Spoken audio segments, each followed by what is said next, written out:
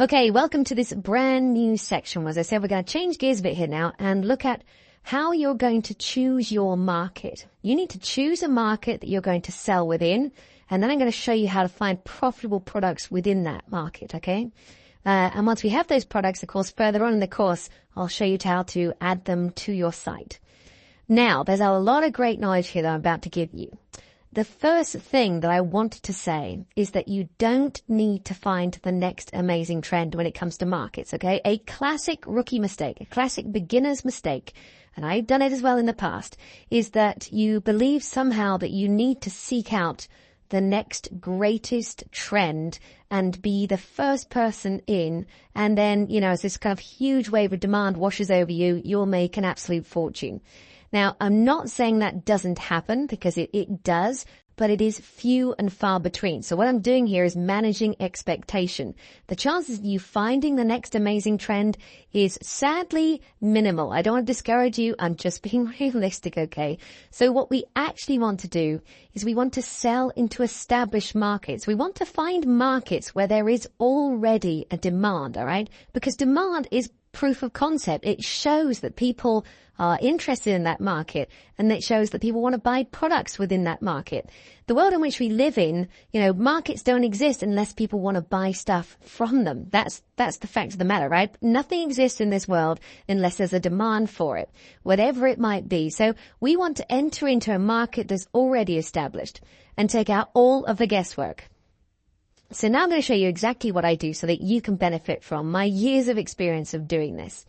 And what I do is I use two websites, AliExpress.com and Amazon. Okay, so let's dive over to both those sites and let's have a look at how we can choose a market, or in fact, how the market will actually end up choosing us.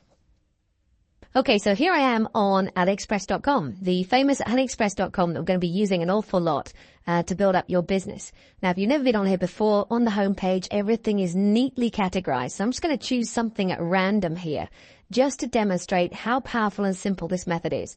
So let's go for jewelry and watches and necklaces and pendants, okay? Just something completely at random, because they're all basically exactly the same. Now, it lists me out a bunch of products, but what I want you to focus on is this sort by, okay? By default, it's showing sort by best match. But what I want to do is sort by orders. And when it does that, what it will do is it will sort by the best selling first. The products that are most in demand, the markets that are therefore most in demand, all of the guesswork's taken out. AliExpress is telling me exactly what's selling, and that's therefore exactly what I can sell, right? Simple as that. So you can see here, if I just scroll down a bit, how many of these products sell. So here we have a female elegant style zodiac sign necklace, okay? 41,000, nearly 42,000 of those sold. The next one over here, 33,000, 25,000. Huge numbers of these products are selling. And you could come back here next week or in a few days' time and see how much that's incrementing and get an idea of the demand over time. And therefore, this is a very, very exciting product to sell. But you can see, right? It's all here in front of you. It's simple as that. There really is not a lot more to do. You might have been expecting something incredibly scientific and clever, but with everything I'm trying to do on this course, I'm trying to demonstrate how easy, really, in a way. I don't want to overuse that word, but it doesn't have to be complicated. So many people overcomplicate business, and it really doesn't have to be. And this is another example of that, right? All of the products that you would want to sell are sitting here on Ali, and it's telling you exactly those that are going to sell the best. Now, I'm going to show you how to narrow these products down a bit in a couple of lectures' time so that you can select the ones that are going to give you the maximum profit. But I hope what you can see there is how easy it is to dive into any of these markets.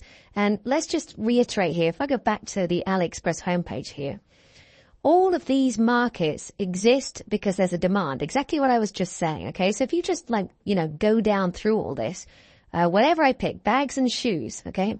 All of these things over here, they exist because there's a demand. If they didn't, they wouldn't exist. So here you have a load of markets that are in demand. Let's just, just for the sake of argument, let's pick another one. Let's pick wallets. Okay, we go to wallets. We click on orders. And here we go. I got a wallet here where 14,000 have been sold, 9,000 have been sold, etc.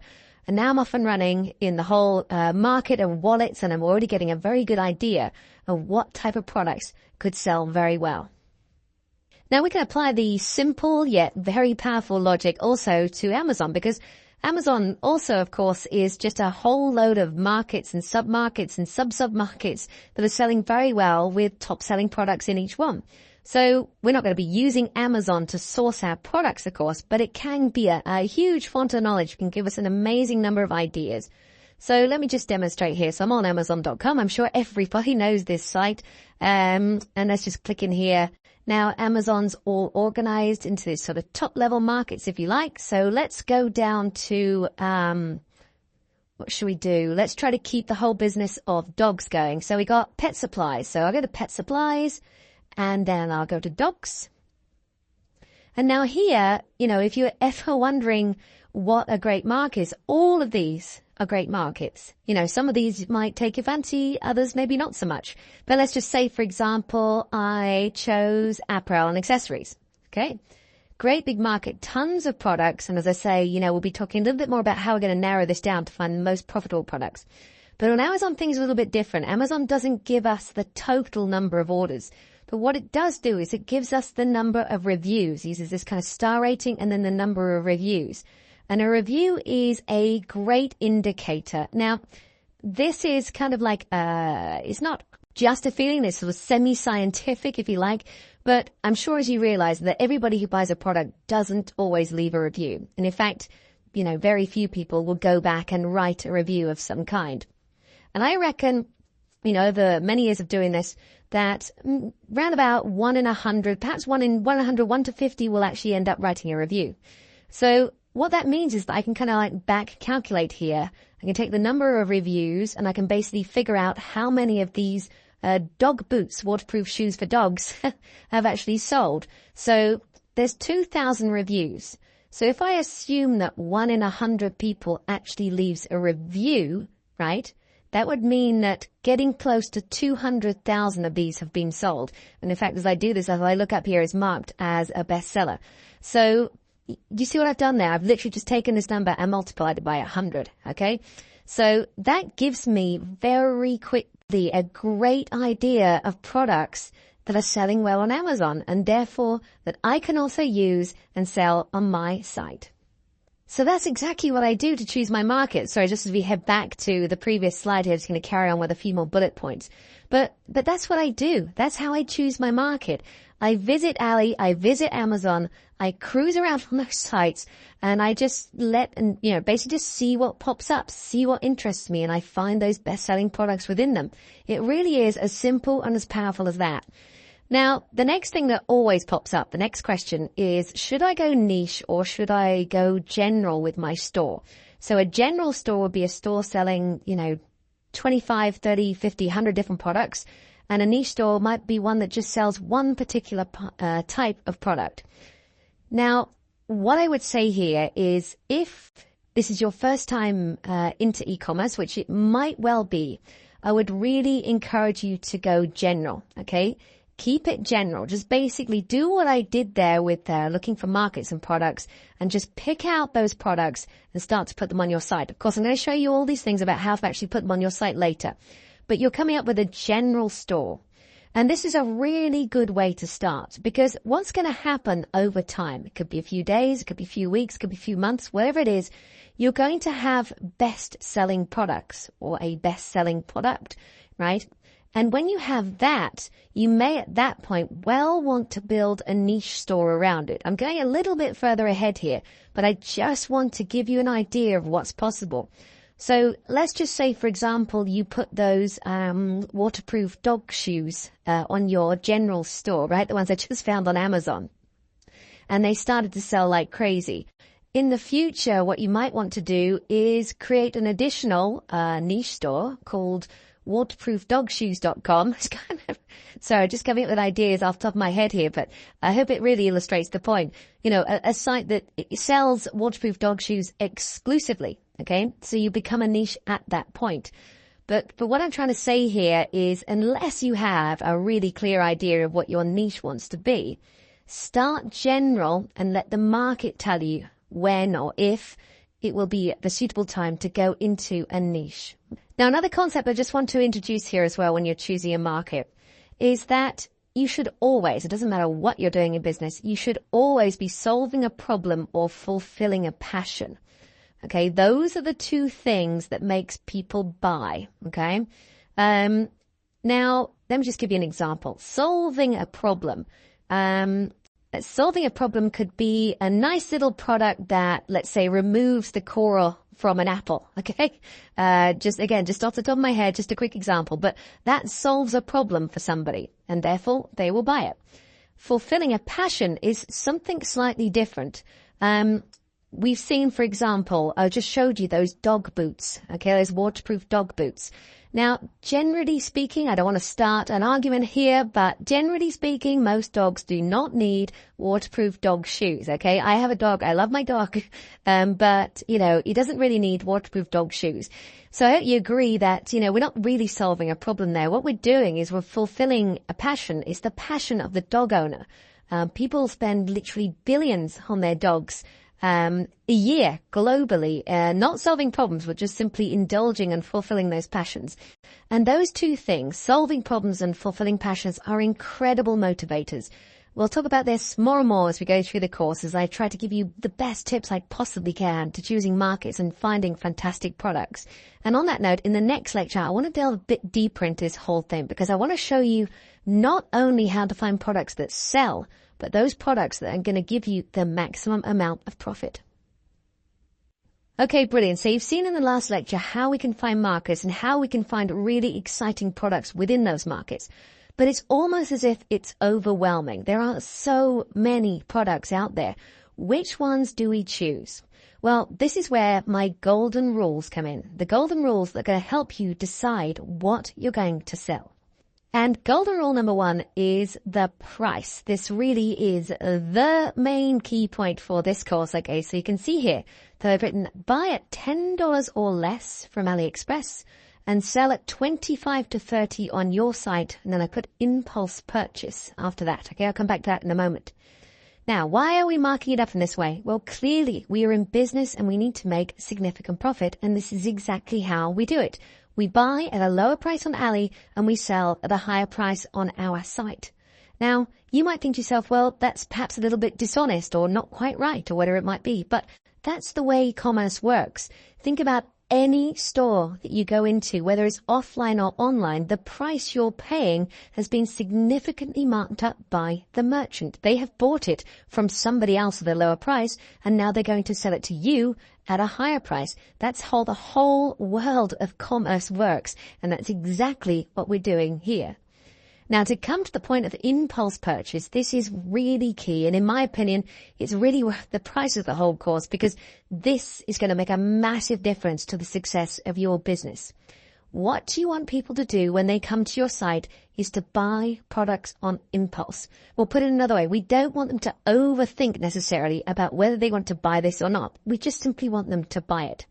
Let me illustrate it another way. If we had products on our site selling for $500 or $1,000, something like that, when you have products at that price point, people will hesitate. They'll go to other sites. They'll do research. They may come back to your site. They may not.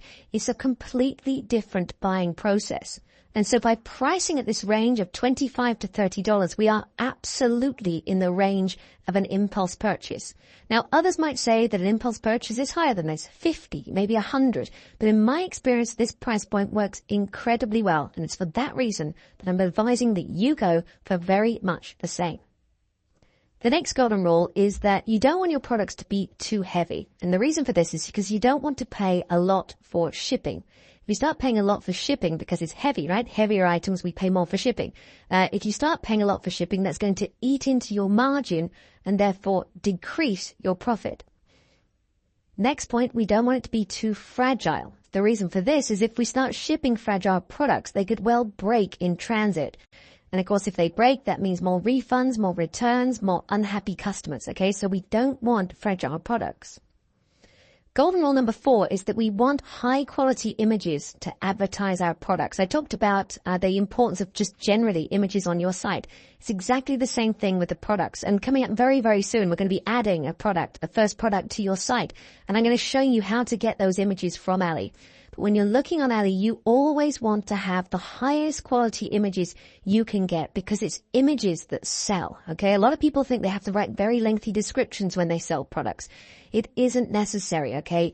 Quality images, high quality images will draw a customer in, it'll give them confidence, and it will make them buy. The description is important, but if you want a rule, let's say, I would say 80% of the whole process of buying is more to do with images than it is to do with the description of the product. All right?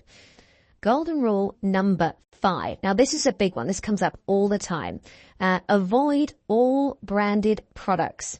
Now, this is kind of a bit of a gray area as well, but there are clearly some products that we know the brands extremely well. Harry Potter, Nike, whatever it might be, these global brands that we know, you do not want to sell those products. As tempting as it might be, you don't want to sell them because often you need a license to sell products like that. And you could start selling them, but then you might have problems later on down the road. So you want to avoid all branded products. Now, as a little aside to that, often you'll see things that look a bit like a brand on an Ali product, but it isn't really a brand. And what you can do there is simply Google the name, see if you can find a website, see if you can find anything that talks about it. And often it won't really be a brand. It might just be a made-up name from the supplier. They literally just made it up and stuck it on the image. And at that point, you might want to consider it, okay? But generally speaking, avoid all branded products. Next up, we have can't be found at Walmart. In other words, you can't find it easily elsewhere. So I'm not literally saying that it can't be found at Walmart, Walmart being, the world's biggest mega store.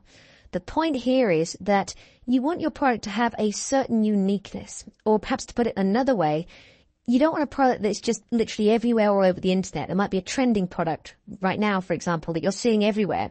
You don't want to just jump on that bandwagon because people can find that in all kinds of different places. They've seen that product. It's very easy for them to buy it. You want a certain uniqueness to your products, okay? So they can't be found easily elsewhere. I'm not saying like they can't be found elsewhere at all.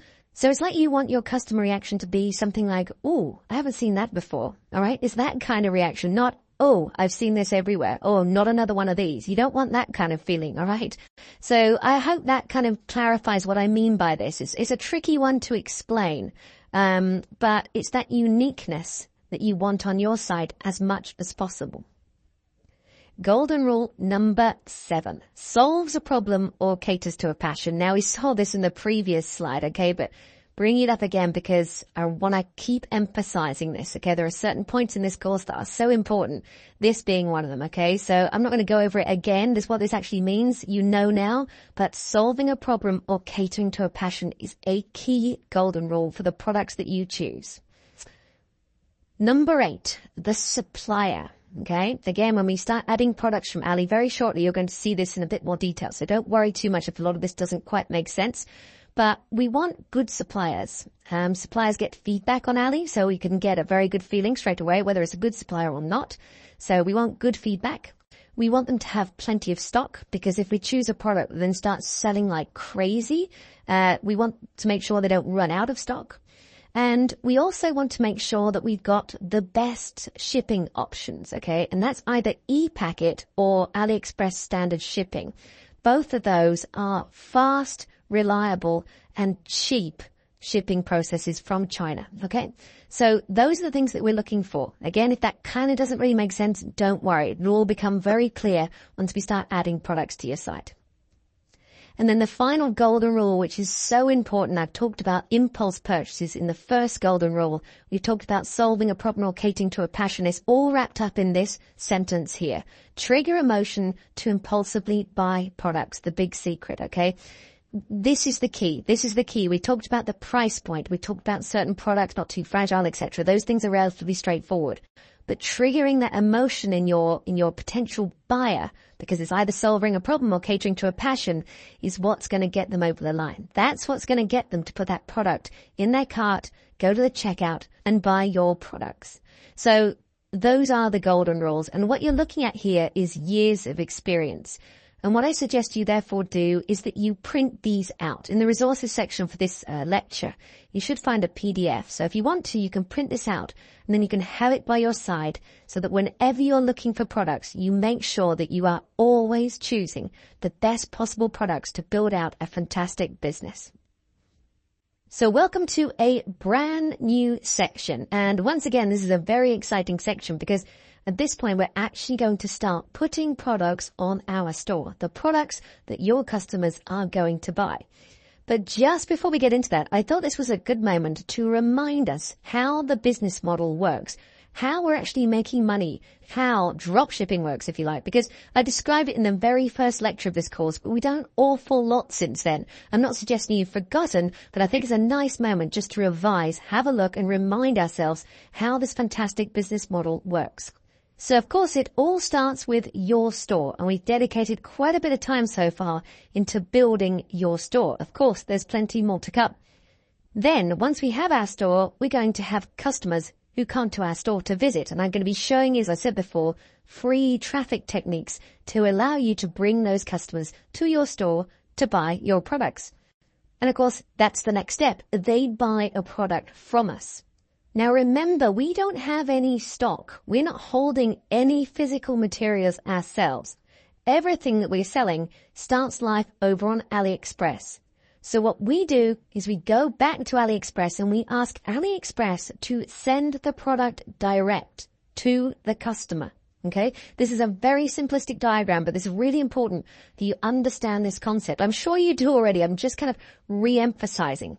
Because the key advantages are numerous, but let's say the top three right now at this point in the course is, first of all, as I've already said, you don't hold any stock. You have nothing physical to hold. So if you're sitting in your apartment right now, for example, and you're thinking, hang on a second, I'm going to have loads of boxes all over the place and it's going to be a nightmare to manage. It's not. You'll never have any boxes anywhere, all right? You don't have any stock.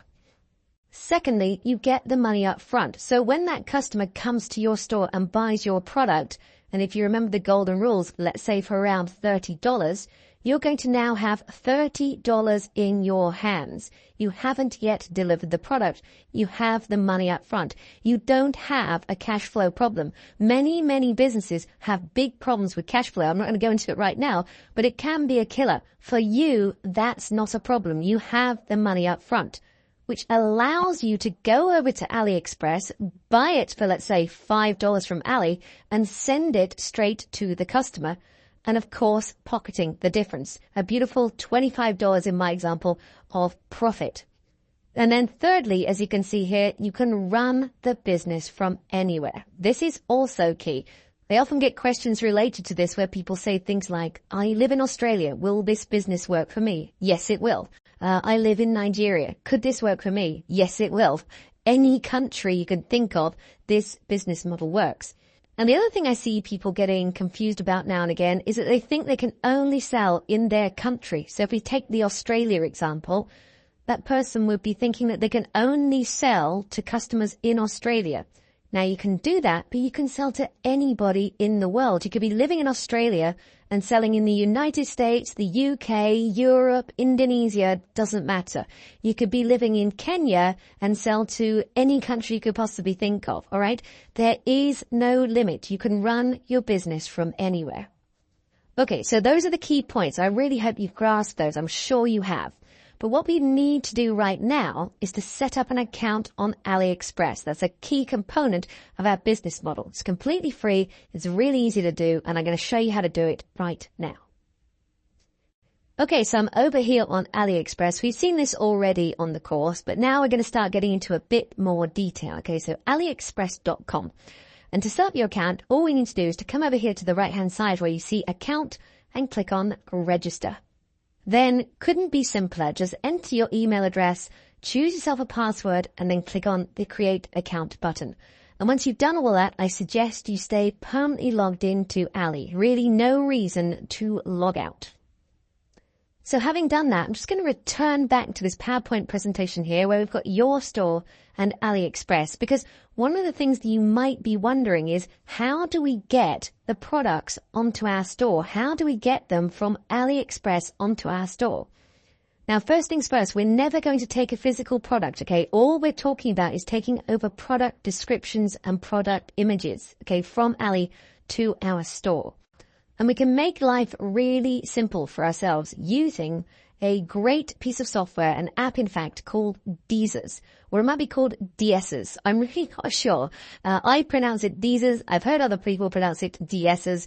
It is, nevertheless, a rather strange name, but I believe that the DS stands for dropshipping. So if you like, it's dropshippers, okay?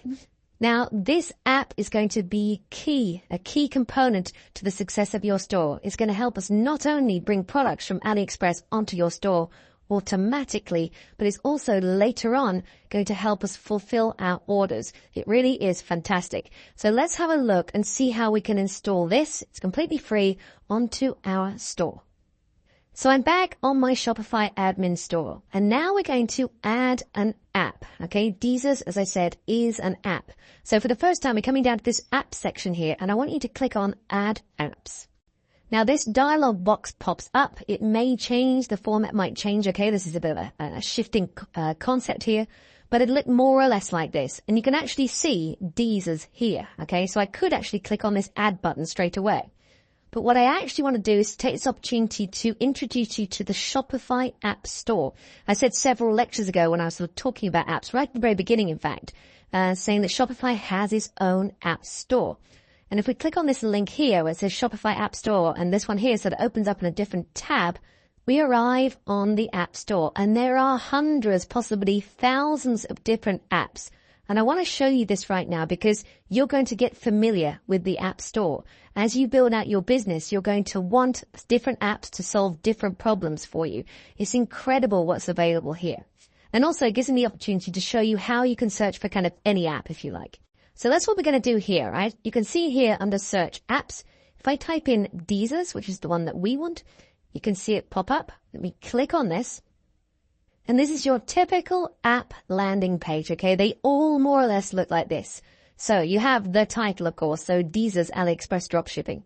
Then you have the starring system that we're all familiar with, okay? So this has got 5 out of 5 stars and 8,100 reviews, which is a lot. So straight away, that's a very nice barometer of how good and how successful this app is. So Deezers is a very well-respected app. Then there'll be an introductory video which kind of tells you more or less how it works, highlights the main features. And then if you scroll down a bit, there's all kinds of other good stuff, screenshots about the app, the kind of support you might get, and critically, crucially, pricing. So with Deezers, yes, there are paying plans, but we only need the free. If you ever needed to pay for Deezers for any reason whatsoever because you were suddenly managing 10 stores, as you can see here in the paying plan, you would have more than enough money to pay you the $20 a month. But right now, really all we need to think about is that this is free forever. In fact, everything we need is held within the free version. Okay, so let's go back up to the top because this is the point where we can actually install it. So if I click on Add App here, it takes me, in fact, back to my Shopify admin, and you always go through this intermediate step, okay, where it's basically saying, is it okay to install this app in your store? Okay, you have to give your approval. So you can see here what it's going to do, okay, bits and pieces here about the app, etc. And then at the bottom, you've got the Install App button. So if you're happy with all of that, and typically there's no problem whatsoever, you can simply go ahead and click on Install App. Now, at this stage, it will vary from app to app as to what actually happens. Some will just automatically install, nothing to do. Others might ask you for a little survey or something, some kind of intermediate step. And as you can see here on Deezers, it's asking us to select a plan. But as I've already explained, you don't need any of these paying plans. We can just click on free, all right? So we just click on Get Started. Then you'll need to link it to your AliExpress account that you've already created, of course. So I need to click on here on AliExpress. And that is that. It brings us, in fact, to the Deezers homepage. And we'll get more into this in the next few lectures. But right now, let me just finish off this lecture by going back to the admin store. Let's close this that we had before. Click on Apps. And now what pops up is a dialog box that shows you what's installed. Okay, so you can see here your installed apps. And as you would expect, Deezers is installed. And I can access it at any point here as well. So if I were to click on this, it takes me back to the Deezer's homepage. Okay. So let's really get into this now. Let's, in the next few lectures, see how Deezer's is going to help us bring all kinds of fantastic products into our store automatically. Okay, welcome back. Let's now have a look at adding our very first products using Deezer's. I'm going to use a couple of examples here, okay, just to get things going so that you familiarize yourself with the process. So as you can see, I'm on Deezer's. I'm on the Find Suppliers tab. Okay, this will typically be the tab that you're going to be on most of the time because this is where you're going to be finding your products. Now you can see here we've got AliExpress, and what this is, this search engine that we have here now is searching directly on AliExpress without us needing to go to AliExpress. Okay, so it's effectively importing the products directly from Ali, and that's going to make our life an awful lot easier. So all I need to do, therefore, is to start searching for products that might be of interest for me. So, of course, I'm creating a dog-related site, okay, just for example. So I'm going to start looking for dog-related products, things that could be interesting. Now, one of the things I know sells pretty well are dog clothes, okay? So clothes for dogs. You're going to see that these fit very nicely with the golden rules in a minute. So I've put in dog clothes and it's searching away there. And when it comes back, of course, we see a bunch of results relating to, hopefully, dog clothes, all right? So you can see a few in there. Now, I'll draw your attention to the fact that this is sorted by default. And that's not really what we need. If you remember when we were talking about how to choose your market, I was saying what you want to do is to sell products that are already selling. Take the guesswork out, all right? It's really not that hard. So in order to do that here, what we want to do is rather than sorting by default, we want to sort by orders. So if I click on orders, this time when I scroll down, I'm going to see all of the best selling products. Now, some of these are not relevant, like this is more for cleaning clothes, let's say, so that's not what I'm after. But then we start to get into the products that really are of interest. So this one here, for example, this one over here, these are the kinds of products in this example that I'm looking for. So I'll want to be selecting stuff probably from the first page because I can see the number of orders down here and I want it to be a decent amount. Now, a decent amount is up for debate, but obviously, less than 10 is not very many. That's not really a good indication that it's selling well. In the thousands for sure, but probably in the hundreds is okay as well. You start to get a sort of a gut feel for this over time. As you do more and more of these products, you're going to be able to look at them quite easily and say to yourself, yeah, okay, I know that sells. You start to sort of develop a sixth sense. I know it sounds a bit sort of vague, but it really is true. Over the weeks or the months that you start doing this, you're going to get better and better at finding products. But obviously right now, this is the very first time you've seen this, so you're just sort of following my lead. And I want to demonstrate how this software works. And some of these products that I'm choosing here demonstrate that very well. So let's imagine that we do want to take this winter soft fleece.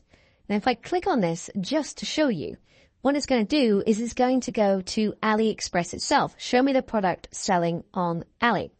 Now at this point, you'll want to go through a two-step process, okay? Step 1, check that the supplier is okay, because that's important.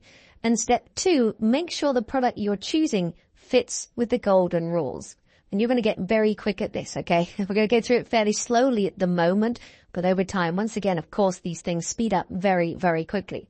So step 1, the supplier. We want to have, of course, a good supplier for our products. And Ali makes it really easy for us to determine whether a supplier is good or not because they have this rating system here, okay? And I would say anything over 4.5 stars out of 5 is perfectly acceptable. So here we got 4.8. Now, we want to make sure that we have a decent amount of orders. We've already talked about that, so there's no point going over that again. But also a reasonable number of reviews as well, because it all relates to the starring system. So here I can be confident that this is a good supplier. Now, the other thing you'll want to check relates more specifically to the product, and that is how much product do they have in stock. So if I scroll down here, you'll always see quantity and then the amount that there are. Okay, so you can see here we've got 2,102 pieces currently available. So why is that important? Well, if this starts selling in massive quantities on my site, which it might, I want to make sure that my supplier can supply my customers. I don't want them running out. So as a minimum, I like to have 1,000 pieces available typically. It's not a hard rule of thumb, but I want to see a decent amount of product, and 1,000 gives me confidence. So for this supplier, that ticks all those boxes, so I'm very happy with that. So then we can move on to step 2, which is checking to see that this product matches the golden rules. I'm sure you haven't forgotten them, okay?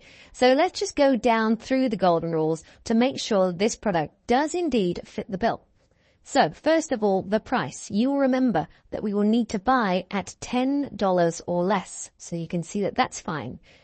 Not too heavy. Well, this is just a little lightweight jacket for dogs, so that's absolutely fine. Not too fragile. Well, clearly that's not going to break in transit.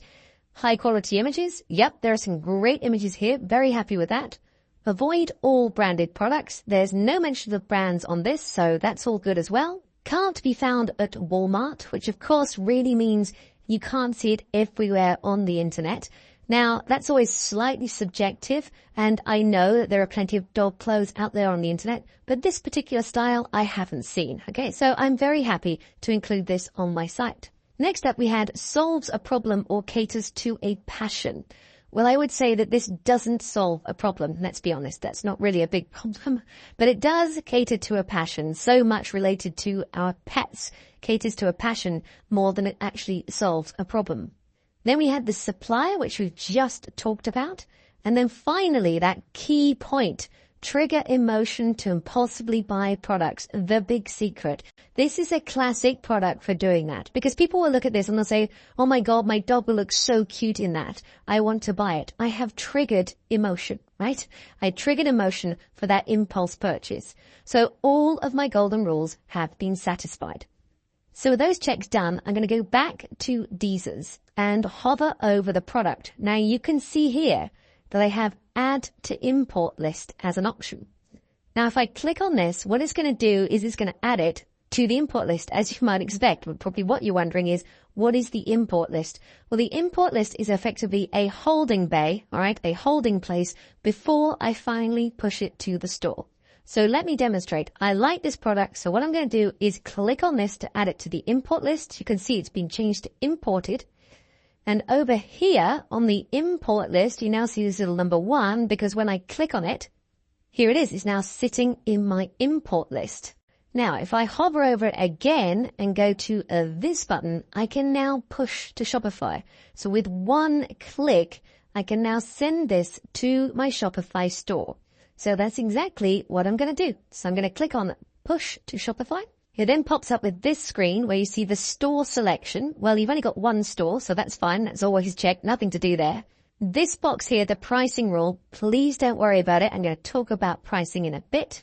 This next box here, continue selling when out of stock. No, we don't want to do that. If it's out of stock, we want to be showing as unavailable on our site. So that stays as checked off by default. And then finally, where it says also publish to the online store, we want that checked off as well. If I were to check that on, it would add it to my store, to my admin system, and then immediately publish it on my store as well. I don't want that, because as you're going to see, we need to do some tidy up, okay? So suffice it to say, we don't really need to touch anything here each time. There's really nothing to do. So all we therefore have to do is to click on push to Shopify. And when the page refreshes, you see the product sent successful. So now what we should do is go back to the admin system and see if we can find it. So I'm back on the admin system here. And now for the very first time, let's go to products. And here it is. It has been automatically sent to my Shopify store. I stress it hasn't been published yet on the site, but it's here in my admin system. And I stress once again that we do need to do some tidy up. Now, just to show you, and I will be coming back to this, if we click on this, you can see that everything that was on Ali is now included in my store, okay? Just with one simple click. So what I'm going to do now is I'm going to go back to Deezer's. So let's go back to Deezer's here. Let's go back to find suppliers. And this time I want to find another product for you, again, just to demonstrate. And this time it's going to be a dog necklace, okay? Not a necklace that a dog would wear, but a necklace that a dog owner would wear. Okay, so again, another classic passion product. So let's click on search. Let's order by orders. Let's scroll down, and I'm actually going to take this one here, okay? You need to go through the whole process of, is this supplier good and does it fit all the golden rules? I've checked that before, okay, just in the interest of time. So this product here is great. So what I'm going to do is I'm immediately going to add it to the import list. So imported, I'll go over to the import list, and I will send it straight to the store. Click on push to Shopify. It's been sent. Let's head back to the admin and go back to the products, where we now see, of course, 2 products sitting within our admin system. So I hope you can already see how powerful and simple to use Deezers is. I mean, it really does give us an incredible advantage, but we do have a lot more to do. As I've said, we need to do some tidy up, and I'm sure that you have noticed that, for example, as you're looking at it now, these product titles are pretty awful. So what we need to do is to tidy this up to make sure that these products will sell on our site. So we're going to start talking about that in the next lecture. Okay, brilliant. So let's have a look at how we can tidy up these products.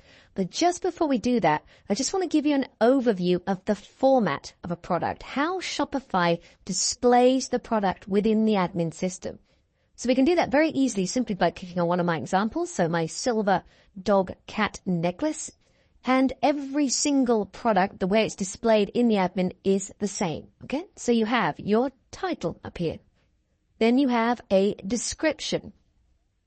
Scrolling down, you have the media, which is typically images, could also be video. Then going down further, you have the options and the variants. So the options are basically the options available for this product. And in this case, it's the color, okay? So different colors available for this product. You can see we've got rose gold, we've got gold, and we've got silver. And then within those options, we could have different variants. So let's just focus on this gold one, for example. We don't see it here, but we could have a gold one that was, let's say, 3 different sizes, and they would be listed within the variants, okay? So I hope that's clear. Now, what I also want to point out is that if you don't have any variations within a product, so it's what we call a simple product, it's only available in one size and one color, then you don't see this complexity here. You don't see the options and the variants because there aren't any, so you won't see this section. But at the same time, probably 95% of the products that you'll end up selling on your site will have different options, and they will have different variants within those options. And that's just because how most products are, right? We like to give our customers the possibility of buying different colors or buying different sizes. Okay, so for that reason, 95% of the time, you're going to see these options and variants. And if you do find it a little bit confusing, please don't worry. It is actually quite simple, and over time, you'll get very, very familiar with this. Okay, scrolling down towards the bottom, we have the ever-present search engine listing preview. And then going back towards the top, we have the product status, so how it's showing on our store. Don't worry, I'm going to come back to all of this stuff in more detail, okay? So I'm literally just doing, as I said, an overview.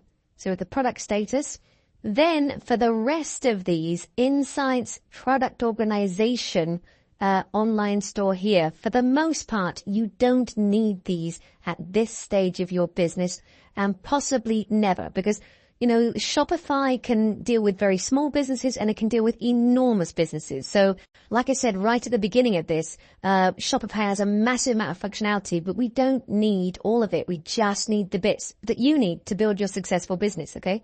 So you don't really need any of this except for collections, okay? Collections is going to be an important part of how we present the products on your store. So I'll be coming back to that in a few lectures' time. So there we go. That's an overview of how the products are presented within the Shopify admin system. And it's the same for every single product. So what I want to show you now is the process that I go through to tidy up the products, because as we said, these are not acceptable at the moment. We have this kind of crazy title, we have a crazy description, we need to sort out pricing, we need to make sure they're showing on our store, etc. Okay, so there's a process that I go through every time. So it's going to take us a little while to do that this time, but you're going to see, as ever, that it's pretty straightforward and things will pick up dramatically. I'm also going to give you some great tips as we go through this. So let's start with the title. So as I said, we got this sort of crazy title here at the moment. Now, titles should always be short and to the point. They really are pretty simple to write. And what I like to do is just simply take out the keywords that I need. So let's remove all of this, and I will replace it with something like stunning dog necklace with cute paw pendant. Okay, so all I've done there really is just described it in a way, but in a very succinct way. There should be no more than about 10 words in order to get your title across. You are trying to grab their attention. Do you remember my tips on the copywriting, where I was talking about the headline on the homepage itself? Well, this is no different. This is the title for the product. We want them to think, let me have a closer look at that. So stunning dog necklace with cute paw pendant does exactly that. Then we have the description. Now, all I'm going to do at this stage is completely remove the description, because typically the description on Ali is not worth having, okay? It doesn't help sell the product at all. Now, of course, I'm going to teach you how to write proper product descriptions. It's actually very simple. And there's a very effective technique which I'm going to teach you in the next lecture. It talks about selling the benefits and not the features, okay? So that's coming up in the next lecture, but for the time being, we're just going to leave this blank. Okay, next up, the media. So the media is basically showing here everything that got pulled off of Ali. And this is key, because sometimes you get stuff that you don't want. You might have images that you don't want. You might have a video that you don't want. So you need to give this a once over. And the things that you don't want, you will want to delete. Now, this one is not bad, but there are still some things that I want to delete. So, for example, I have duplicate pictures here. This one here is also a duplicate, okay? So to delete them, I can basically just select this one here, and I can select this one here, and I can delete those files, okay? So delete these. And now I have the images that I actually want, okay? So the double, which is nice. I've got a silver and a gold and another sort of goldie, or the rose gold if you like. So they're all there, okay? So I've now got a nice representation of the images that I actually want on my site. Moving on down, we then have the options and the variants. Now again here, you'll just want to check that it makes sense. So my options here relate to the metal color, which is fine. And I've got rose gold color, and silver color. And I could leave it like that, but I don't really need to keep saying the word color, right? It's pretty obvious that gold is a color and so is silver. So what I would do is I would come in here in this instance and click on edit, and then I would change the name of these option values. So I would take out the color. So I just have rose gold, I have gold, and I have silver. I can then click on done, and that just simplifies things, right? It just makes it neater and therefore improve the overall presentation. Now, just before I start talking about the variants, I'm going to save my good hard work. Okay, that's done. And as I scroll back down again, let's start talking about the variants. Now, there are various ways of doing this, but this is what I consider to be the simplest. All you need to do is to go over to the edit button of the very first variant and click on it. And it brings up this editor page for the variant itself. Okay, so we have the name for the color, rose gold. We've already changed that. We're happy with that. If at this stage the photo associated with the variant wasn't correct, you could change it. But in this case, there's nothing more to do. Then we have the pricing, which we're going to come back to in 1 second, because I just want to show you the rest of this page and assure you that for the time being, you don't need to worry about any of it. All right. So this is actually quite a simple process. But of course, the price is super important, and this is where we're going to set it. And of course, you now need to think back to the golden rules, because we want to sell on our store for between $25 and $30. Now, there are two prices here, as you can see, the price and the compare at price. And this relates to discounting, okay? So it's up to you. If you wanted to show it as a discounted price, you would put a higher price in here, okay? But otherwise, just keep it simple at this stage and just enter the same price for both fields. So in this case, let's put in $29.95 and let's also put in $29.95, okay? And that's it. We have now basically edited the variant. Everything we need is now showing. So if I now save this, what I then want to do is just have a look at the other variants, make sure they're all good. So really all I'm doing is just changing the price, okay, and saving it, and then going to the silver variant and doing exactly the same, okay? So you start to see, I think, how you can actually fly through these really quite quickly. So with that all done, we can then go back to the original page, scroll down to our options and our variants, which now are looking really, really good. For the search engine listing preview, we don't really need to do anything here. I'm going to talk a little bit about SEO later on in the course, of course. But for the moment, don't worry about it. Here, it will do its magic without you needing to touch it. But what is important, scrolling back up, is this product status. So we have it as active at the moment. My typical process is to set this as draft, okay, so that it can't show on the site until I'm absolutely ready. But I also want to select a sales channel. Now, I don't know if you remember, many lectures ago, I described what the sales channels are, but they're basically just the touch points for where your products are going to be available. And in our case, we only have the online store. We don't need anything else. But you can see here we have 0 selected. So what we want to do is always make sure that here it says online store. And to do that, it's super easy. Just click on manage. You can see the online store is the option. Select that and click on done.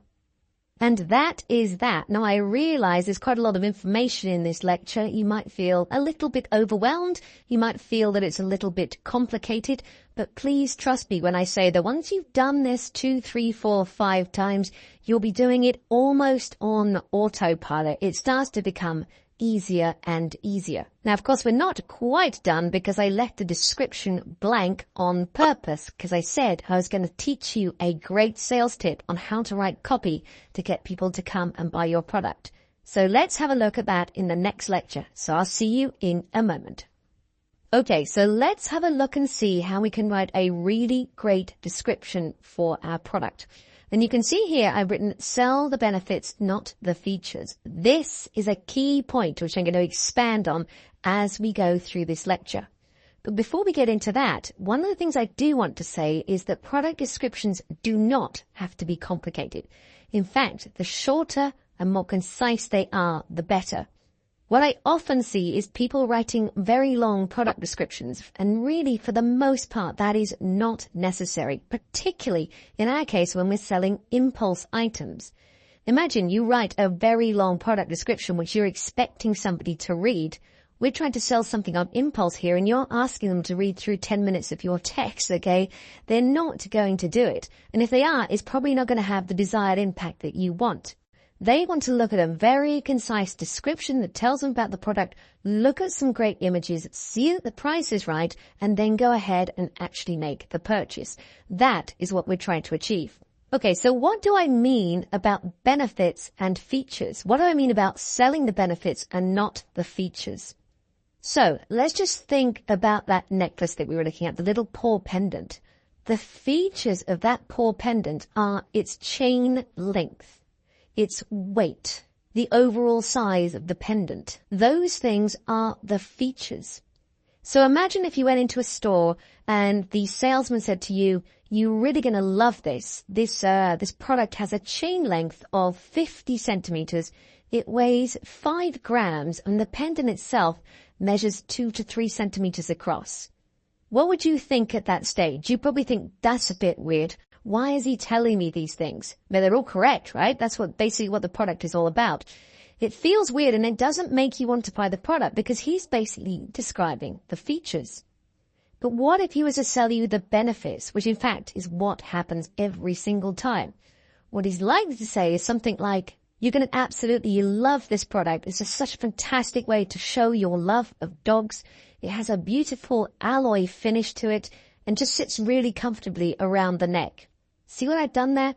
We're talking about exactly the same product, but what I've talked about there, literally off the top of my head, are the benefits. Huge difference between benefits and features. I hope you can see straight away why that makes such an enormous difference to your sales. And that is why you want to sell, why you want to emphasize the benefits and not the features within your product description. So by way of example, let's actually go back to my product and actually write out a very concise product description that does exactly that. Okay, so here we are back on the description. Now, pro tip here, a great way to start any description is to write a question. A question is a great way of drawing somebody into what you're about to write. So a really nice question here would be something like, wouldn't you love to own this stunning necklace? Okay, I know that's super simple. I'm repeating to a certain amount what I've written in the title, which is also fine. Bit of that copywriting skills again. Okay, so the title leads into the next part. And it basically says to the person, well, as you can read, wouldn't you love to own it? And they're like, yeah, okay, maybe I would. Let me read on a little bit further. Do you see what's happened there? Some really basic psychology, but it gets people to read the next part of my description. Now, this is where we want to keep things simple, as I said. So what we do here is we write 3 bullet points. So you can come up here to these 3 little dots here, and you can select bullet points. And then we can write out the 3 key benefits. So I could write the perfect way to show your love of dogs. All right?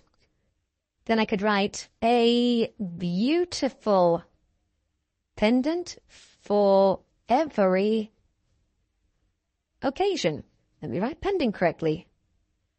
And also occasion. What happened there? So, okay. So 2 really nice benefits. Then let's finish off with a quality alloy finish available in 3 stunning colors. Whoops. And let me just correct this part as well. Okay, so there we have it. Those are our 3 benefits. I really hope you can see how that would draw somebody in. So, wouldn't you love to own this stunning necklace? The perfect way to show your love of dogs. A beautiful pendant for every occasion. A quality alloy finish available in 3 stunning colors. Now that last one you could argue is a little bit featurey as well, right? I talked about a quality alloy finish, but that's fine. I'm not talking about, the exact size of it or stuff like that. Now, if you do want to include the exact size of it, which you might for some sorts of products, then by all means make another bullet point and just list them out. But don't do anything more than that. Just simply say necklace length, whatever, weight, whatever, size of pendant, whatever it is, okay? For the most part, I find that's really not necessary, okay? But there are a few exceptions to that rules with certain products. But 99% of the time, this type of product description in combination with some high quality images is all you really need to convert your visitors into customers, right? To convert your visitors into actual sales. And with that all done, that brings up a very exciting moment because we can now publish this. We're now ready to publish this on our site. So to do that, let's simply click on the Save button to start with. And then, of course, we're going to change the product status to active. Okay, it was draft, now it's active. And then let's click on Save. And with that done, our very first product has now been published on our site. A very exciting moment. I hope you agree. Now, we've been looking at all kinds of exciting stuff up to this point, but I think it's time to have a little rest. Let's sit back in the next lecture and just enjoy how the product presents on our site. Let's have a look at all the hard work that we've done. Okay, let's have a look and see how this product now presents on our site. So, of course, I'm on the home page for my store. And I can access the catalog in a couple of ways. One, I can very easily click on catalog. All right. So if I click on catalog here, I get to see my products. In this case, my one and only product. But there it is. It's sitting there. Perfect. I can also reach it via that button that we talked about. So you remember this button, the Discover More button that we set up when we were talking about the themes in the theme editor.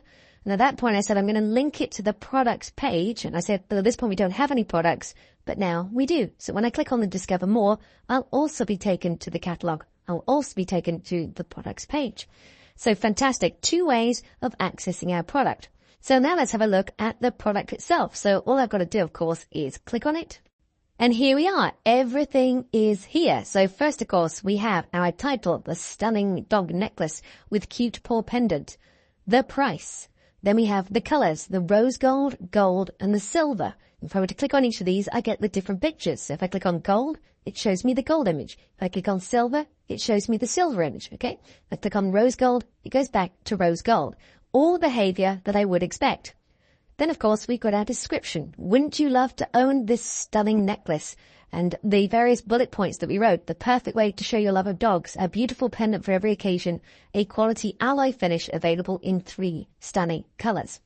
So not only has Shopify provided us with a fantastic presentation of our product, but it also gives us, as you would expect, the functionality of any e-commerce store. So we can, of course, increase the quantity, right? Very, very simple.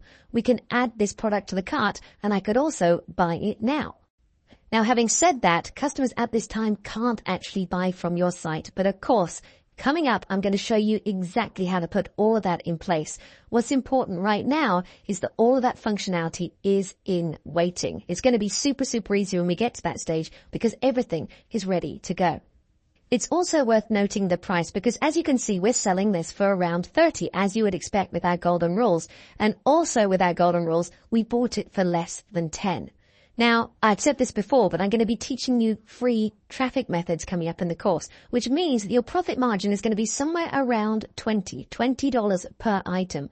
So imagine if you're able to sell 100 of these per month. That would be $2,000 of profit on one single product. I hope you start to see how exciting this business model can be. Okay, first things first, between this lecture and the last one, I took the opportunity to tidy up my other product. I felt like you didn't really need to watch me do that because it's basically the same as everything I've just taught you. So you can see, therefore, that I have a fabulous winter fleece for the small dog lover now, okay? If I click on this, you get to see all the work I did. Here's my description. How cute would your dog look in this? So the question that we talked about before. Super comfortable fleece for those chilly days. Very easy to put on and remove. A variety of colors to match every outing. Okay. So a bunch of benefits, not so much the features. All right. So with that done, if I then go over to the store and click on the catalog now, of course, I now see 2 products. And that leads me very neatly into the subject of this lecture, which is collections. Now, a collection in the Shopify world is simply a group of similar products. Okay, so here I have 2 products, but they're 2 different types. So I've got a clothing product and I've got a jewelry product. So I could create a clothing collection and put the clothing into that. And I could create a jewelry collection and put the jewelry into that. And then what I could do is in my menu, I could expand it. So I could have a clothing section in my menu and I could have a jewelry section in my menu so that my users can very easily navigate the site and find the products that they want. So let's bring all of that to life by actually putting it in place. So what I need to do, therefore, is go back to the admin system and under the products menu, you can see collections. So I click on collections. Now, first thing you notice is that there's already one collection called homepage. I'm going to come back to that towards the end of the lecture, okay? What I want you to do now is to go over here and click on create collection. And then to create a collection, it's really super simple. All we need to do is to give it a title, so clothing. We don't need the description. That doesn't really add any value at this stage. What is important, however, is the collection type. So we have a choice between manual and automated. Now, I'm going to select manual because I want to manually add products into this collection. Firstly, because I want to show you how you would do this. But secondly, it's probably the method you're most likely to use going forward, okay? I know I've only got 1 product at the moment, but if you were to add in 10, 20, 30 products, adding them in manually, as you're going to see, is super quick and easy, and it's generally the method that I use. If you do go for automated, what it means is that as you add them in from Deezers, based on various rules that you could define, you could immediately add them to certain collections, okay? Hope I'm not confusing you there, but suffice to say that manual for the time being is all you need. And with that done, all we then need to do is to click on Save. And as you can see, it's created the clothing collection. So let's go and create another collection. So we'll come out of here, we'll click again on Create Collection, and this time we'll create a jewelry collection. So title will be jewelry. Then we come down and select the collection type to manual. And then we save. Coming back out of here now, we can see that we've now got a jewelry collection and a clothing collection. And as I said before, I will be coming back to the homepage collection. So now what I want to do is show you how you can assign a product to one of these collections. So if you go back to the products, and this time let's go to the stunning dog necklace.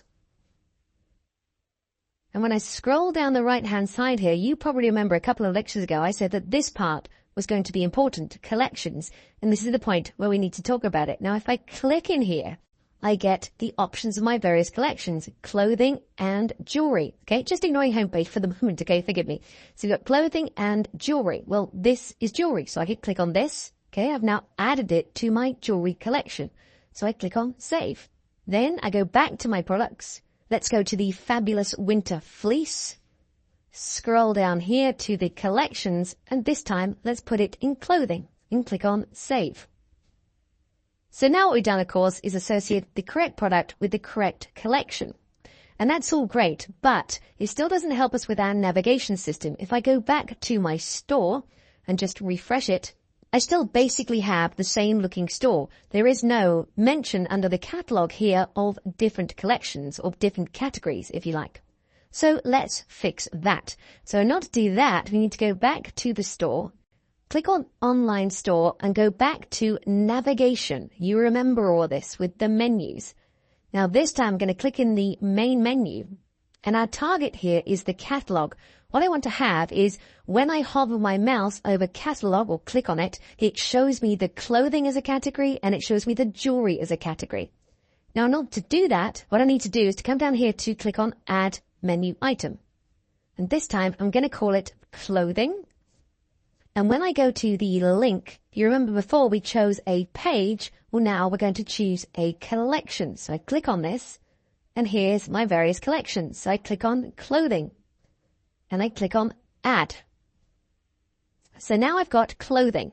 Now here's the cool bit. I can basically take this here, see the little hand, take it and just drop it here under catalog. See this? So I've got catalog and then clothing is slightly indented, right? Then I can add another menu item to the catalog at this point. So let's click on this here. Let's call this one jewelry. And now we take the jewelry collection. Click on Add. And now under Catalog, I've got clothing and I've got jewelry. So this is when the magic happens. I click on Save. I go back to my store and I refresh. This time next to Catalog, you see a little drop down arrow. If I click on this, guess what? I see my two collections, clothing and jewelry. If I click on clothing, it takes me to the clothing collection with my fabulous winter fleece, as you would expect.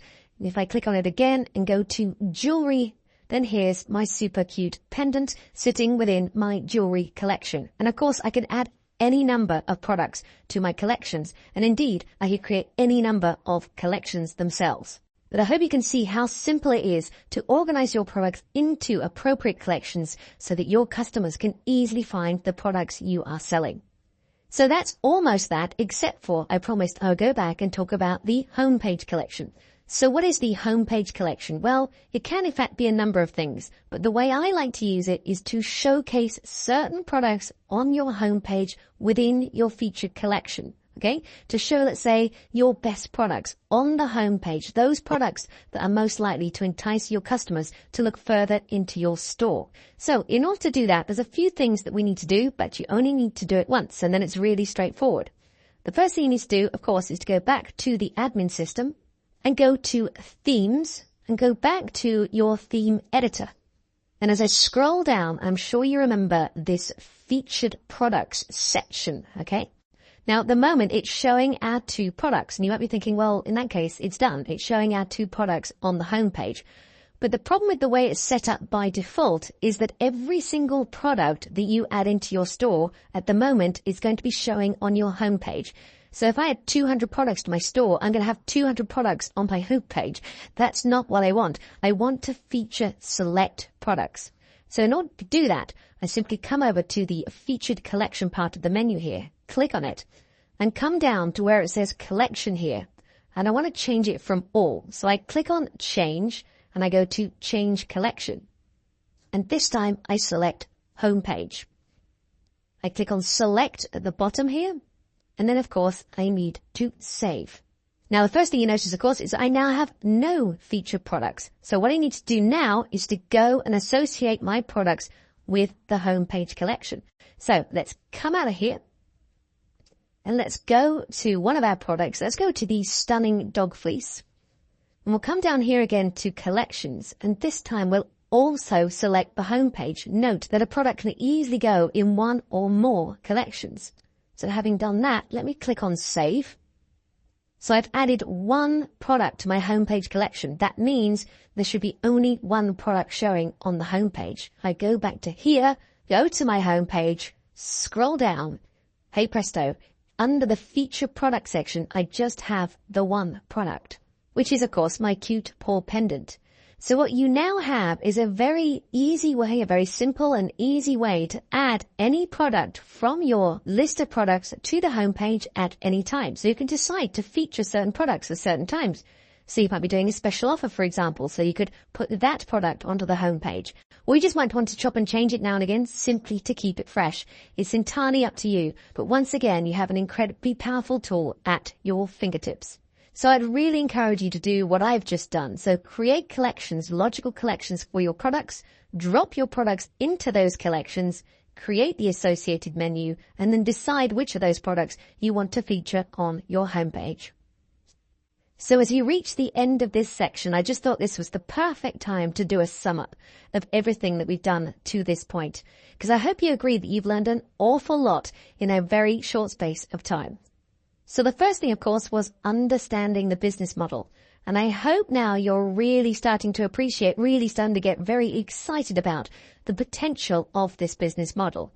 Now, I've only shown you a part of it, okay? As I keep saying, I only unveil certain parts as we go through at the appropriate time. There's a lot more to understand with this business model, but I think you can already understand the massive potential that you have. After that, we looked at setting up your free Shopify trial.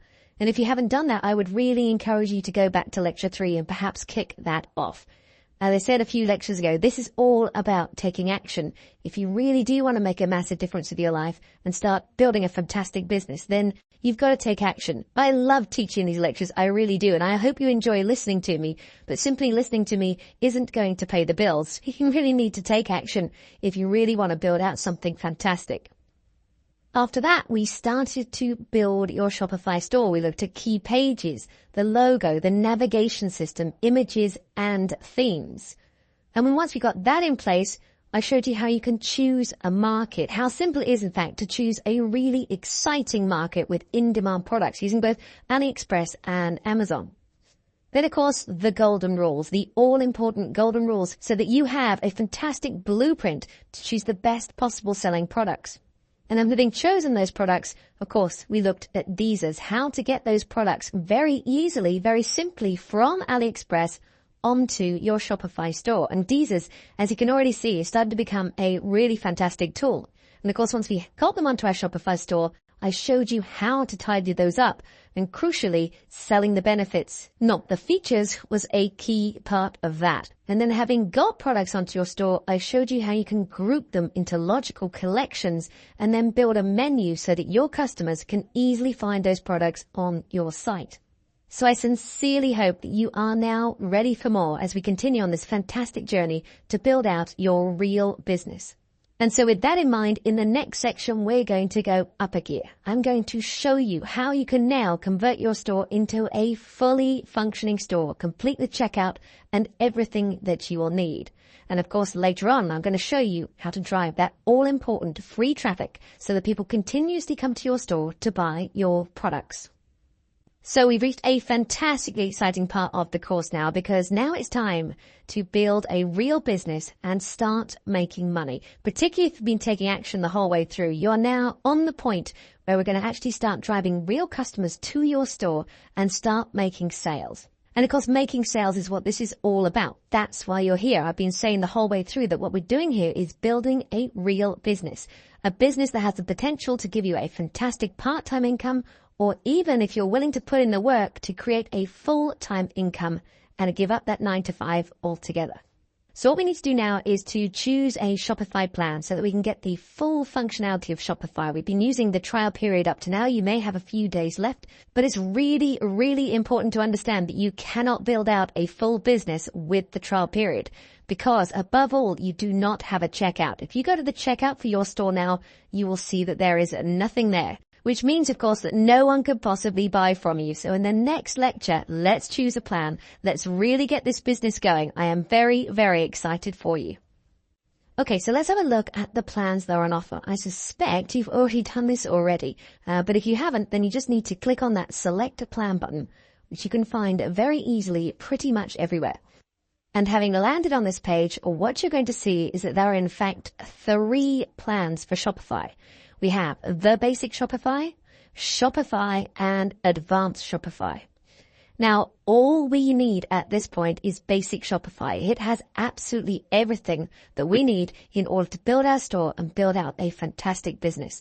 And not only that, at this point in time, Shopify is offering this for just $1 a month. Now, I strongly suggest you get this now, because I don't know how long that's going to last. But at the moment, it's $1 a month for the first 3 months. After that, it jumps up to $29 per month. Okay? But you can see with these other ones, they are $79 a month and $299 a month. Now, you might want eventually an advanced Shopify plan if you start making something like $50,000 a month, which could be entirely possible. At that point, of course, a $300 per month fee will be almost negligible.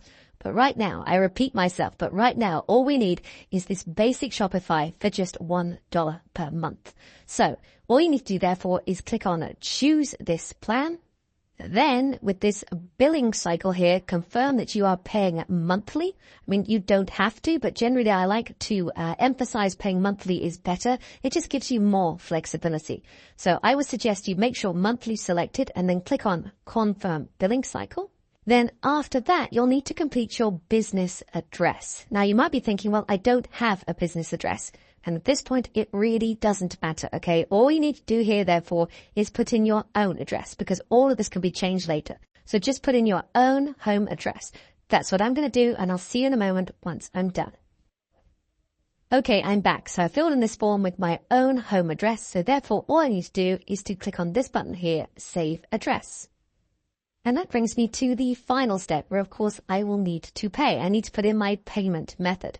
Now, you might have the choice to pay by PayPal as well, but at the moment, I'm going to pay by credit card. I think for 99% of people, you will have this option to pay by credit card. So once again, I'm going to put these details in, and I'll see you in a moment once I'm done. Okay, so I'm back once again. I've added in my credit card details. So now all I need to do is to click on this button at the bottom here that says Add Credit Card.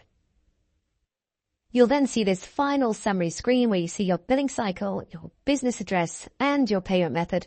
And therefore, the only thing left to do is to come down here and simply click on Start Plan. And that's it. You're now ready to go with a fully functional Shopify store to continue building out this incredible business. Okay, brilliant. You've bought your Shopify plan, and now you're looking at a page like this. Now, the next thing we need to do is to get ourselves set up with a domain, a proper professional looking domain that properly represents our store. So why do we need to do that? What have we actually got at the moment? Well, if I go back to my store, you might have noticed that my domain name is currently 9d33f8.myshopify.com. I think you'll agree that's not a very professional looking domain name. What I want, of course, is thedoradores.com. So let's have a look and see how we can do that. Now, there are 2 ways of setting up a domain for your store, and I'm going to show you both ways so that you can make your own decision. The first way is to head back to the Shopify admin, go down to your settings, way down the bottom left-hand corner there. Scroll down through the menu here until you see domains and click on that. And this is where you see the two options. You either have the option to buy a new domain directly from Shopify or connect an existing domain. I'm going to go through both of these. So let's first of all have a look at the buy new domain. So let's click on buy new domain. And then you can see here it says enter the domain you want to buy. We need to check to see if the domain I want is in fact available. So what I'm looking for is a domain called The Dog Adorers. Okay. And then below here, it's showing me the results. And you can see that the dogadorers.com is available for a cost of $14 per year, which is a very typical domain fee. Now I could therefore go ahead and simply click on this buy button and I would buy it from Shopify, and now my store would be sitting under the dogadorers.com, and that would be great. But there is a limitation. There is a limitation by doing it via Shopify, and it relates to email. Shopify doesn't have a full-blown proper professional email service. And for me at least, I think that's not good. And the reason being is that they have what's called an email forwarding service. So, in other words, somebody sends me an email to info@thedogadorers.com, okay, which is going to be my new brand. It gets forwarded at this point to my personal email, timsharp@ecommercemindset.com. So I receive the email. But then when I reply, I'm replying on timsharp@ecommercemindset.com. And for me, that's a problem. Put yourself in that position. You've been communicating with somebody on a professional level, and then you start to get emails from them from their own personal email. It just doesn't feel good. You know, I've talked so much in this course about building up trust with your customers being such an important part of building any business. And for me, it's a lost opportunity. It feels bad. It feels like you've lost a certain amount of trust. So for this reason, I prefer not to buy my domain through Shopify, and I prefer to do it in the alternative way, which I'm going to show you in a minute. Now, before I do show you that, I want to emphasize you can buy your domain through Shopify. I do not want to push you in either direction. As I said just a few minutes ago, I'm simply giving you the information so that you can make your own decision. All right. So now you've seen how to do it with Shopify. You understand the limitations. Please go ahead and do it like this if you want. Otherwise, if you're interested in doing it the other way, I'll see you in the next lecture where I'm going to describe what I consider to be at least the best way to set up your domain. Okay, so first off, if you've registered your domain name with Shopify, then the next 4 lectures are not going to apply to you. So you can simply skip the next 4 lectures and go to the lecture where I talk about adding emails to the Contact Us page.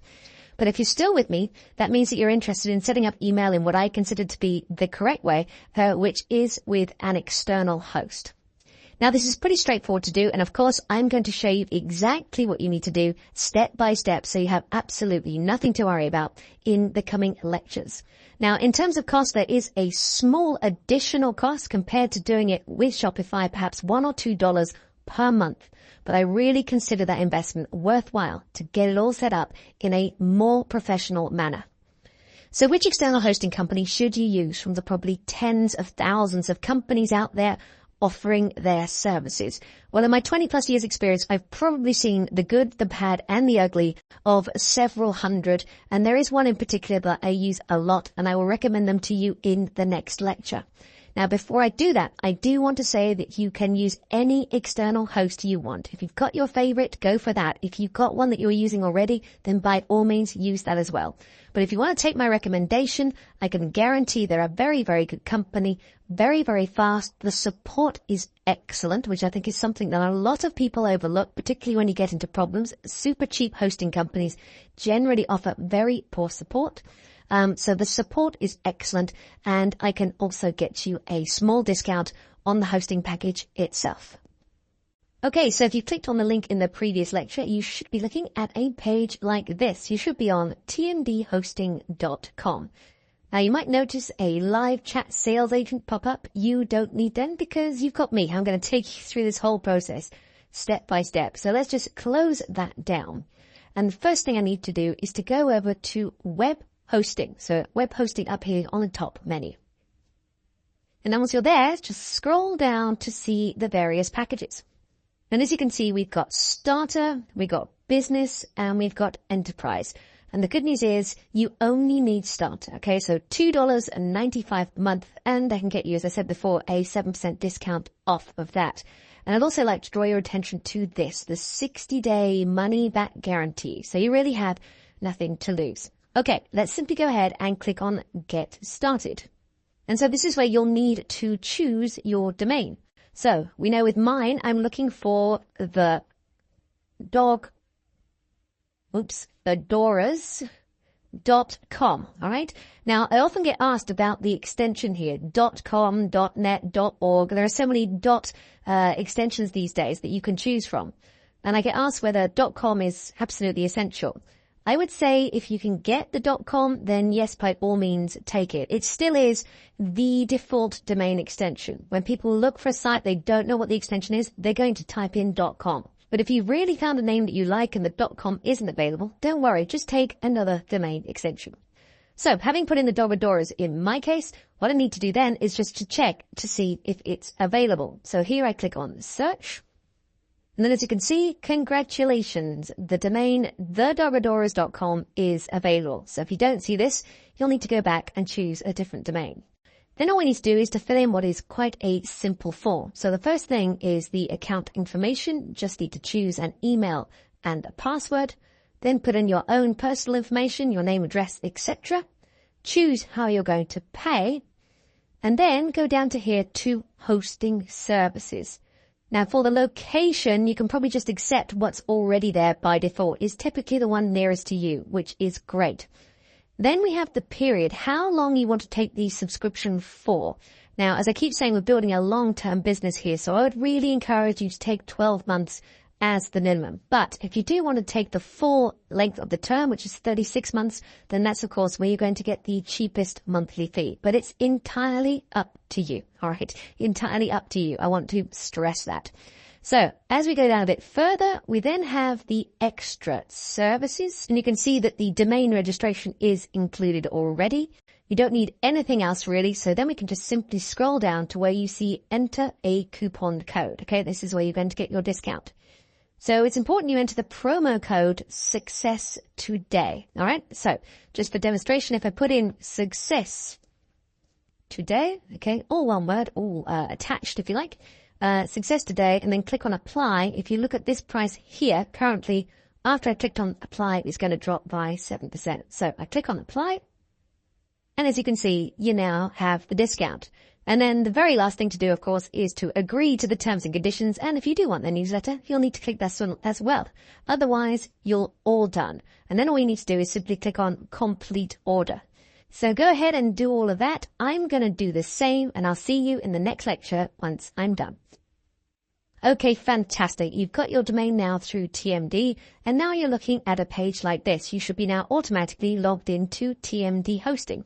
Now, before I get into the details of this, just to say that if you're looking for your invoice, it's going to be here under billing.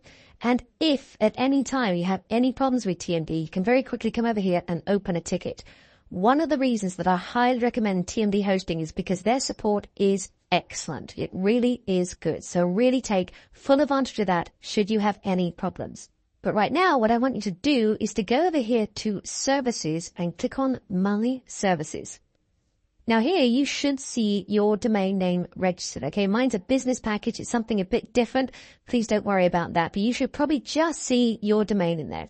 But what you will see is a button over to the right, which says Manage Products. So I'd like you to click on that and then scroll all the way down to the bottom here where you see cPanel. So click on cPanel.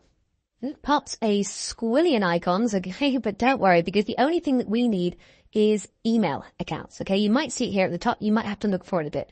You see email and then email accounts because, of course, this lecture is all about setting up your email account in the correct way. So let's click on email accounts. And for me, it brings up this great big list, but for you, you're not going to see that, okay? All you need to do is to go over here and click on the Create button. And this is where we're going to create an email account, right? So first of all, domain. Now, I have many domains registered, so you're not going to see exactly the same as me. You should just have your one domain sitting here. For me, I've got a lot, so I need to go and find the Doradoras, okay? So I check the Doradoras. Now, the username. we are going to create just one email address just to keep things simple. Okay, I'm going to show you how to create one email address, and if in the future you want to create more than one, then you can certainly do that. But for the time being, all we need is an info at. So all we got to do is put in info here. So we've got info at thedogradoras.com. And then all we need to do is to choose a password. And what I suggest you do here is you use this generate button. Because, of course, it will generate you immediately a very strong password, but don't forget to note it down somewhere because we do need to log in a moment. Okay, so note down your password having generated it. And then all you need to do is to scroll down the bottom here and simply click on Create. And when the page refreshes, you should see just one line here, okay, info at and then yourdomain.com. Okay, you have now created your email address. For me, as I said before, I've got a bunch, so I need to scroll down to look for it, but you can see it here, okay? So now that I've created this email address, the next thing I want to do is to log in. So I'm now going to go back to TMD. So clicking back on TMD on the home page here, I'm going to go to Services again, My Services, click once again on Manage Product, scroll down, and this time we're going to go to Webmail. Now I can log into my email. So I need to put in my email address, my info at thedogradoras.com, and then put in my password, which of course I've saved in a very safe place. So I put in my password and simply click on login. Then it pops this page. This is only going to happen once in our very first time of looking at this. So all you need to do is to click on open over here. See round cube, just click on open next to it. And you arrive on your email account for info at thedogradoras.com, in my case, with everything that you know and love about email. So now you can send emails and you can receive emails in a professional manner. Okay, so this really is a fantastic way to set things up. Now at this point, I do just want to take a moment to say that I know I'm giving you a lot of information. And sometimes you might feel overwhelmed. And if you do, that's completely normal. It's totally normal to feel overwhelmed. If that happens, just take a step back. Take your time with it. Don't forget you've bought this course. It's a course for life, okay? You have this course for as long as you should ever need it. Also, any updates you'll be getting for free. So what I'm trying to say here is there's no rush necessarily, okay? You can go back and you can listen to this lecture again or any lecture at any time, okay? So just take a break should you feel a bit overwhelmed. Now, the other thing you can do if you feel a bit overwhelmed is reach for help. Okay, so you have me, but you also, as I said before at the beginning of this lecture, you also have TMD. So I just want to show you how you would actually raise a ticket should you have a problem. So if I go back to TMD to the home page, so down here on Open Ticket, I know I drew your attention to this just a few minutes ago, but let's now have a look in a little bit more detail. So all you have to do is click on Open Ticket. And then you have these various categories. Website down, highly unlikely that's going to happen. Website transfer, I don't think you're going to need that. General requests, that's probably more likely. Script install and sales, also unlikely, but possibly the billing department. Most of your stuff is going to be related, most likely, around general requests.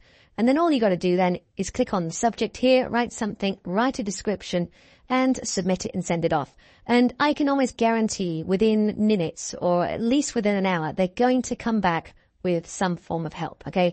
They really are fantastic. As I said before, I'm repeating myself. I've been working with these guys for years now, and they have never let me down. So that's email all set up. So now all we've got to do is point our domain, our new domain, to our Shopify store. And we're going to look at that in the next lecture. So let's now see how we can point our new domain, the domain we bought at TMD Hosting, to our Shopify store. So that this doesn't read this weird thing here. It actually says www.thedogradoras.com, which of course is what we want. So in order to do that, of course, we need to go over to the admin system, go down to your settings, and then click on domains. Now, what we're doing here is we're connecting an existing domain. We have a domain that we've already bought externally from Shopify, in this case with TMD, and now we're going to connect it. So we need to click on Connect Existing Domain.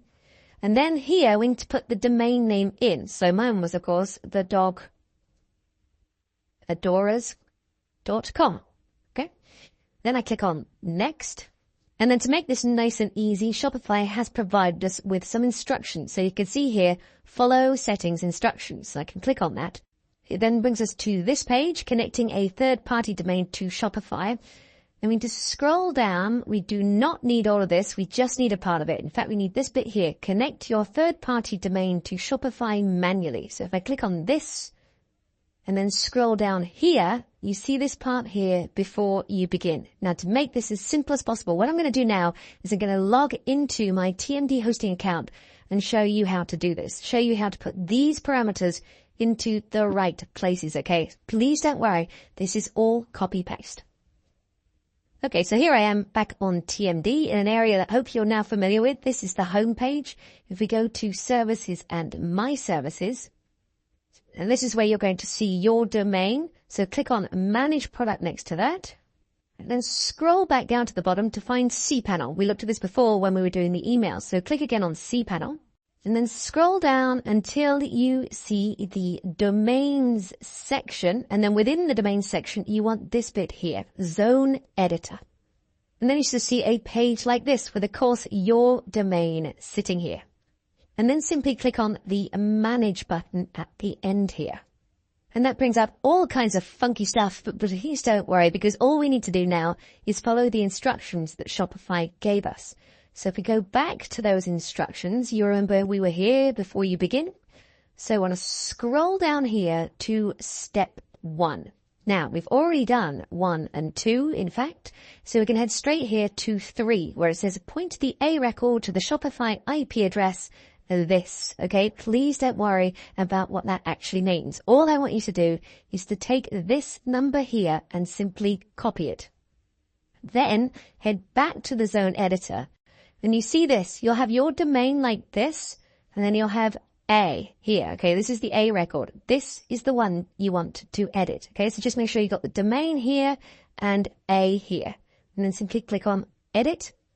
You can then edit this record, so you want to take this out and then paste in the IP that you took already, okay? So this 23.227.38.65, that relates to this, okay? So once you've done that, simply click on Save Record. Then let's head back to the instructions. And we don't need to worry about B here, but we do need to worry about C. It says delete any other A records on the domain if they are present. So if we go back to our zone editor here and scroll down, you can see that we do in fact have other A records, okay? Whole bunch here. We need to delete these. So very simple. Just go through them, each one, until you are done. Okay, so that's all done. And now you can see I've only got one A record, okay? So that's what I need. And then the final step. So let's go back to the instructions once again, and you see this.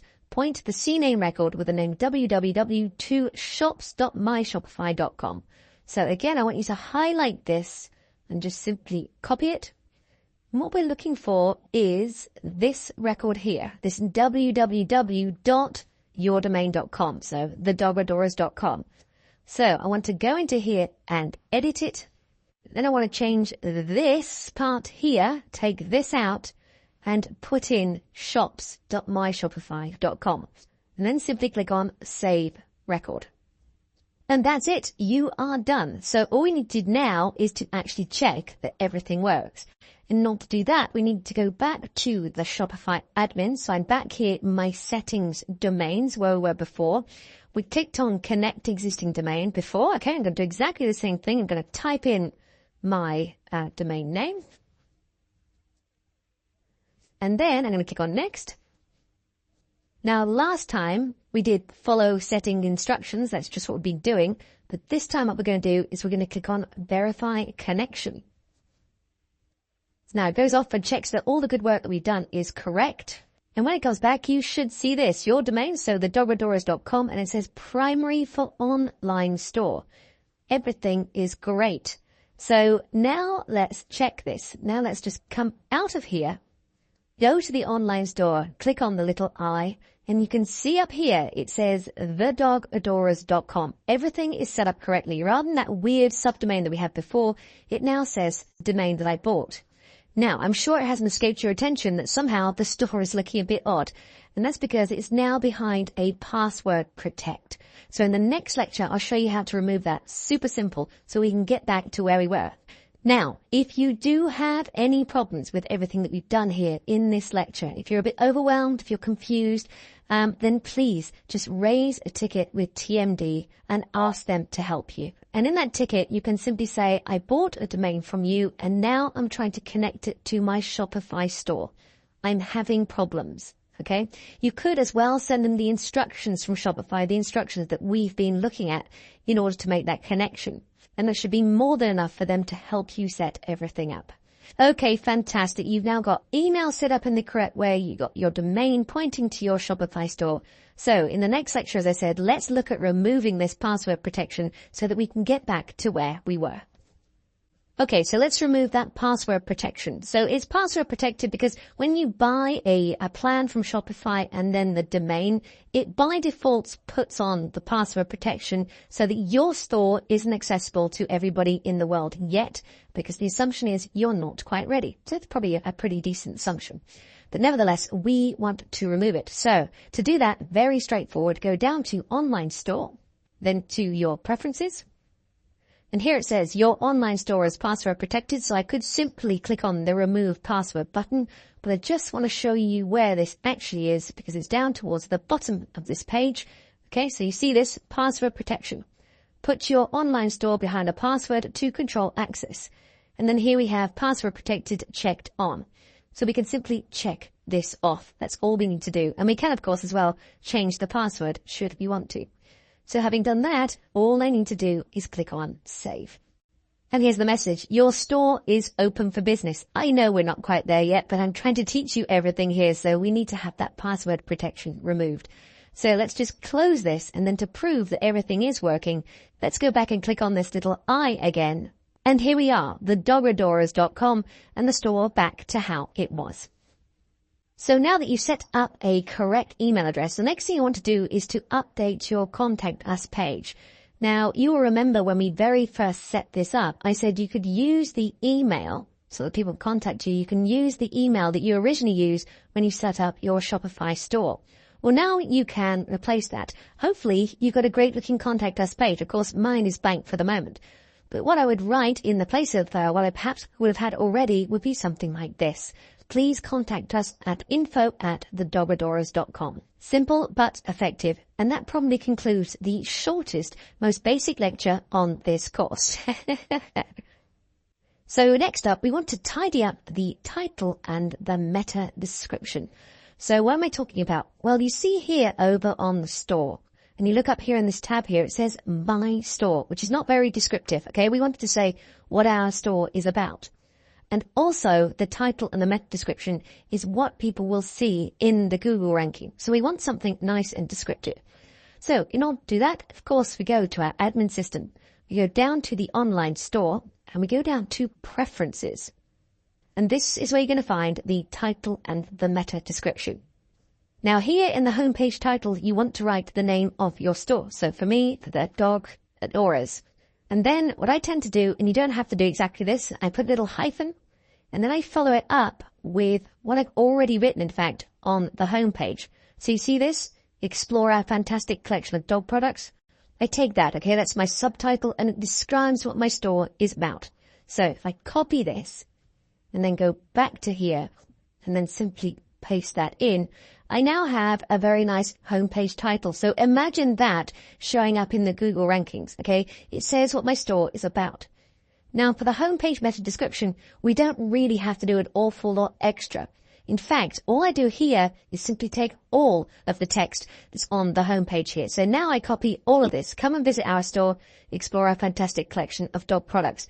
And like I said, when I was putting this together, this isn't the best example. You'll be able to do much better than this, but as ever, I'm simply teaching you and trying to get these key points across. So I take all of that text, I go back to the preferences, and I paste it all in, okay? And I just do a little bit of tidy up, and that is that.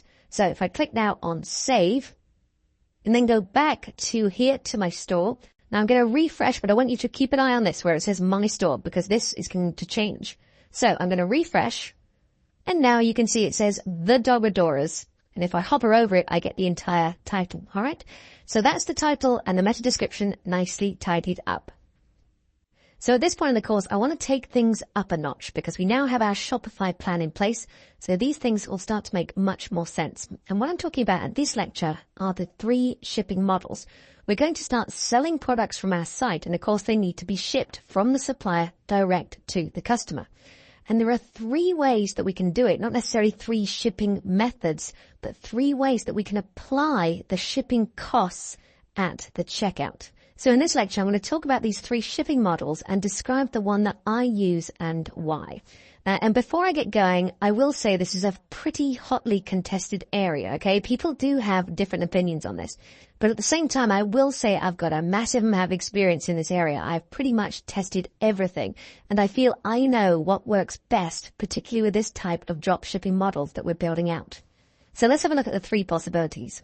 Number 1, we have free shipping. I'm sure you've seen this. It's very, very popular. Free shipping offered on all deliveries or all deliveries over a certain amount, whatever it might be. But we see free shipping all over the place. And this is a good model. I have tested this one extensively. And if you want to use free shipping, then that's great. It does work well. Okay. So if we're selling a product for $20, then that's it. We're not adding on any shipping, and we will take the hit with the shipping ourselves because we do have to pay the supplier some shipping. You will see that later on. But that's the problem for me is I'm taking a little bit of a hit. I have to pay for the shipping. And I don't like that so much because it eats into my margins and therefore the overall profit of my business. So the model that I like the best and the one that I will use going forward during the rest of this course and the one that I would advise you to use as well, but of course it's entirely up to you, is what I call realistic shipping costs, okay? $2.95. And the key word here is realistic. Sometimes I see people adding on silly shipping costs at the checkout, and that's really not a good thing to do because the checkout is a critical point in the whole buying process. And if your buyer considers your shipping cost to be unrealistic, they're very likely to abandon the checkout at that point and possibly never come back. But realistic shipping costs of $2.95 in this case on, say, a $20 item is perfectly acceptable. And it works extremely well. And it means, therefore, that effectively I'm passing on the shipping cost to my customer. Or I'm not paying them myself, whichever way you like to look at it. The end result is the same because I've increased my profit considerably. So number 2 for me is the best. Now, number 3 is my least favorite. And I think, in fact, really this is a bit of a dying model. It was very popular a few years ago where we had the concept of free just add shipping or just pay shipping. Again, you used to see this all over the place. You'd see an item, could be anything. Let's just take the jewelry necklace, for example, that we've been looking at. And it would say free plus shipping. So you'd click on it, you'd add it into the checkout, and then when you got to the shipping, you would discover that the shipping was $20, okay? Because, of course, the vendor's got to make money somewhere. And yes, it brings a lot of people to your site because everyone is attracted by free. But you're going to get an awful lot of abandonments at the checkout and an awful lot of people never coming back because it just leaves a kind of sour taste in the mouth. So to sum up, number 2 is my favorite. It's the one that I use, the one that works best for me. Number 1 is a very close second, if you like. Maybe I should put those the other way around. But number 1, free shipping, is also a very good model.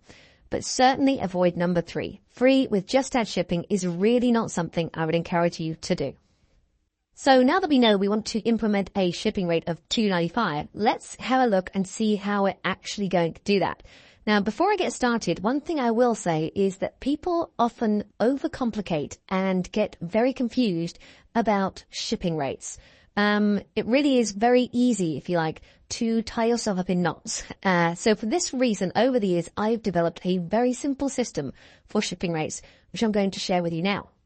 And a simple system has 2 major advantages. 1, you can understand it. Hey, I think that's fairly clear. But also 2, so can your customers. Your customers are going to ask you questions about shipping. And if you've got some massively complicated system involving all kinds of countries and weights and goodness knows what else, it's going to be very, very difficult to get the message over. But if it's nice and simple, then it's very, very straightforward to do. Okay, so first off, let's go down to the settings and go to shipping and delivery. And we're going to focus on this section here, shipping, and more specifically, general shipping rates. Okay, so if you come over here now and click on manage. And then if you scroll down, let me try and put this on the screen completely. So here we are. You scroll down, you have this. You have shipping from and you have shipping to. I think that's a fairly basic concept to grasp. So first off, shipping from. Let's not forget we are drop shipping here. We don't have our own warehouse. We don't have our own depot to ship from. So this part really doesn't concern us. Okay, so you don't have to worry about this. So straight away, things are an awful lot simpler. So then all we need to do is to focus on this shipping to area. And this is often where people start to overcomplicate things. Because what you can do is you can set up any number of countries that you might be shipping to. Now, imagine you put in 100 countries, all with kinds of different rules, right? That's when the nightmare starts. We are not going to do that. In fact, we're going to keep it very, very much like it is here by default. You'll notice that we have domestic and we also have rest of world. Now, when you're just starting off in your drop shipping journey, I would strongly encourage you to make your primary market or your domestic market as it is here, the United States. Okay, that is your biggest and easiest market to get going in. And then once you start building your business there and start to have proof of your model and start making money, then that's the best time to start expanding into other areas. So whatever you have here, you'll notice here I have Portugal. You actually want to make your domestic market the United States, and we'll keep the rest of the world as is. So we'll just have the two zones. So in order to change this, and of course, if you're based in the United States at this point, you don't need to do anything else. It will already say US here. But for everybody else, we need to change this to United States. Okay, so I hope that's clear. So what we need to do is to go over here to these three little dots, go to Edit Zone. I suggest you change the zone name from domestic to United States, okay, just to be clear. And then we want to make it the United States. So in here, if I start typing United, okay, you see United States here. Now, just as a little aside, I could make any zone with any number of different countries I want. Okay, just want to indicate the power of what's possible, something you might want to consider further on down the road, but not right now. Okay, just keep it as the United States. So click on this, and then simply click on Done. Now, as it comes back, this is a common mistake, so I left it like this. You will see that I still have Portugal in here, so you might still have your own country. So we need to remove that. So let's go back to Edit Zone. In this case, I need to look for Portugal, so let's look for Portugal. You can see that it's checked on, so now, of course, I need to check it off, okay? And then I click on Done once again. And now I have this. This is what I want. I have United States, right? So one shipping zone, the United States, which is only the United States, and the rest of the world. I hope you agree that is a very nice, simple setup. So with that done, the next thing I want to do is to set up rates within our zones. Okay, so you can see here, down below, we have a rate name, condition, and price. And at the moment, by default, we have one here called standard. Now, what I'd like you to do is delete that. All right, so just simply come over here and click on delete next to that rate. So now it says no rates. Customers in this zone won't be able to complete checkout. Okay, fine. We need to add in some rates. And to do that, all we need to do is to click on this add rate button. Now, once again, Shopify, of course, is allowing for all kinds of businesses, small and enormous. So adding and creating rates has the possibility of becoming very complex. We're not going to do that. We're going to keep it very simple. And that's why we want to have this by default. Set up your own rates. Then you see this rate name with the price, but we want to come down here to add conditions. Now, I want to draw your attention to this, okay? Based on item weight is by default. And then we have based on order price. Now, we're not concerned with weight. Why? Well, you remember the golden rules. One of the things that we don't want to do is to ship heavy items because it costs a lot to ship. But you can also see now that it has the potential of making our shipping rates highly complicated. So we don't need to worry about that. So we can simply click on based on order price. And now we need to fill in this form. So let's come back to a rate name. I'm going to give the rate name a very original name of rate 1. Okay? And I'm going to give it a price, of course, of $2.95. All right.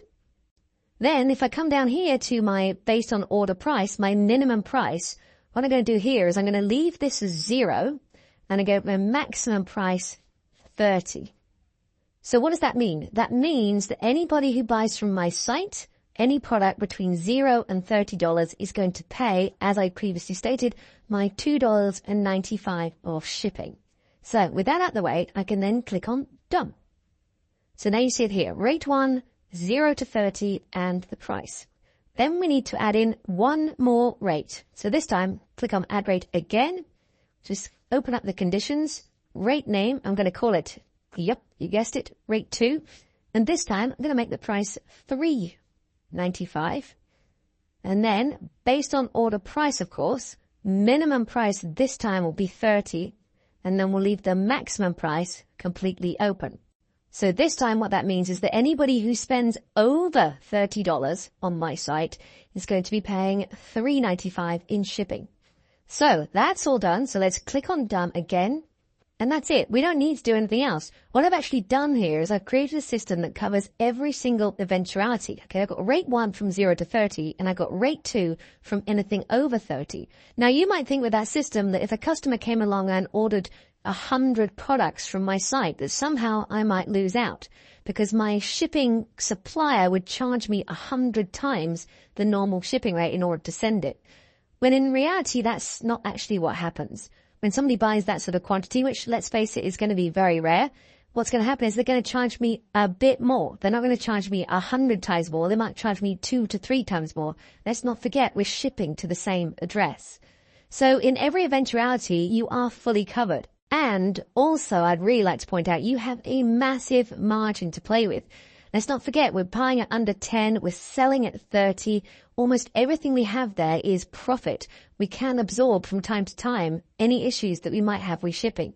So in 99.99% of cases, you literally have no problems here. And in addition, you have a very simple system that you understand and you can very clearly describe to your customers.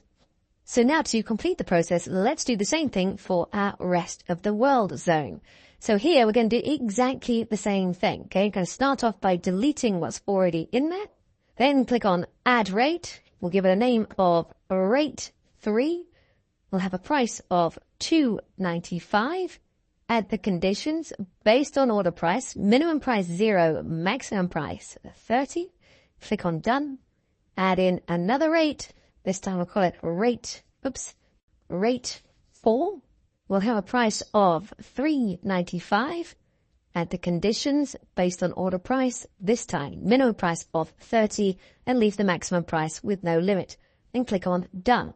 So what we have now is that rate 1 and 2 are exactly the same as rate 3 and 4.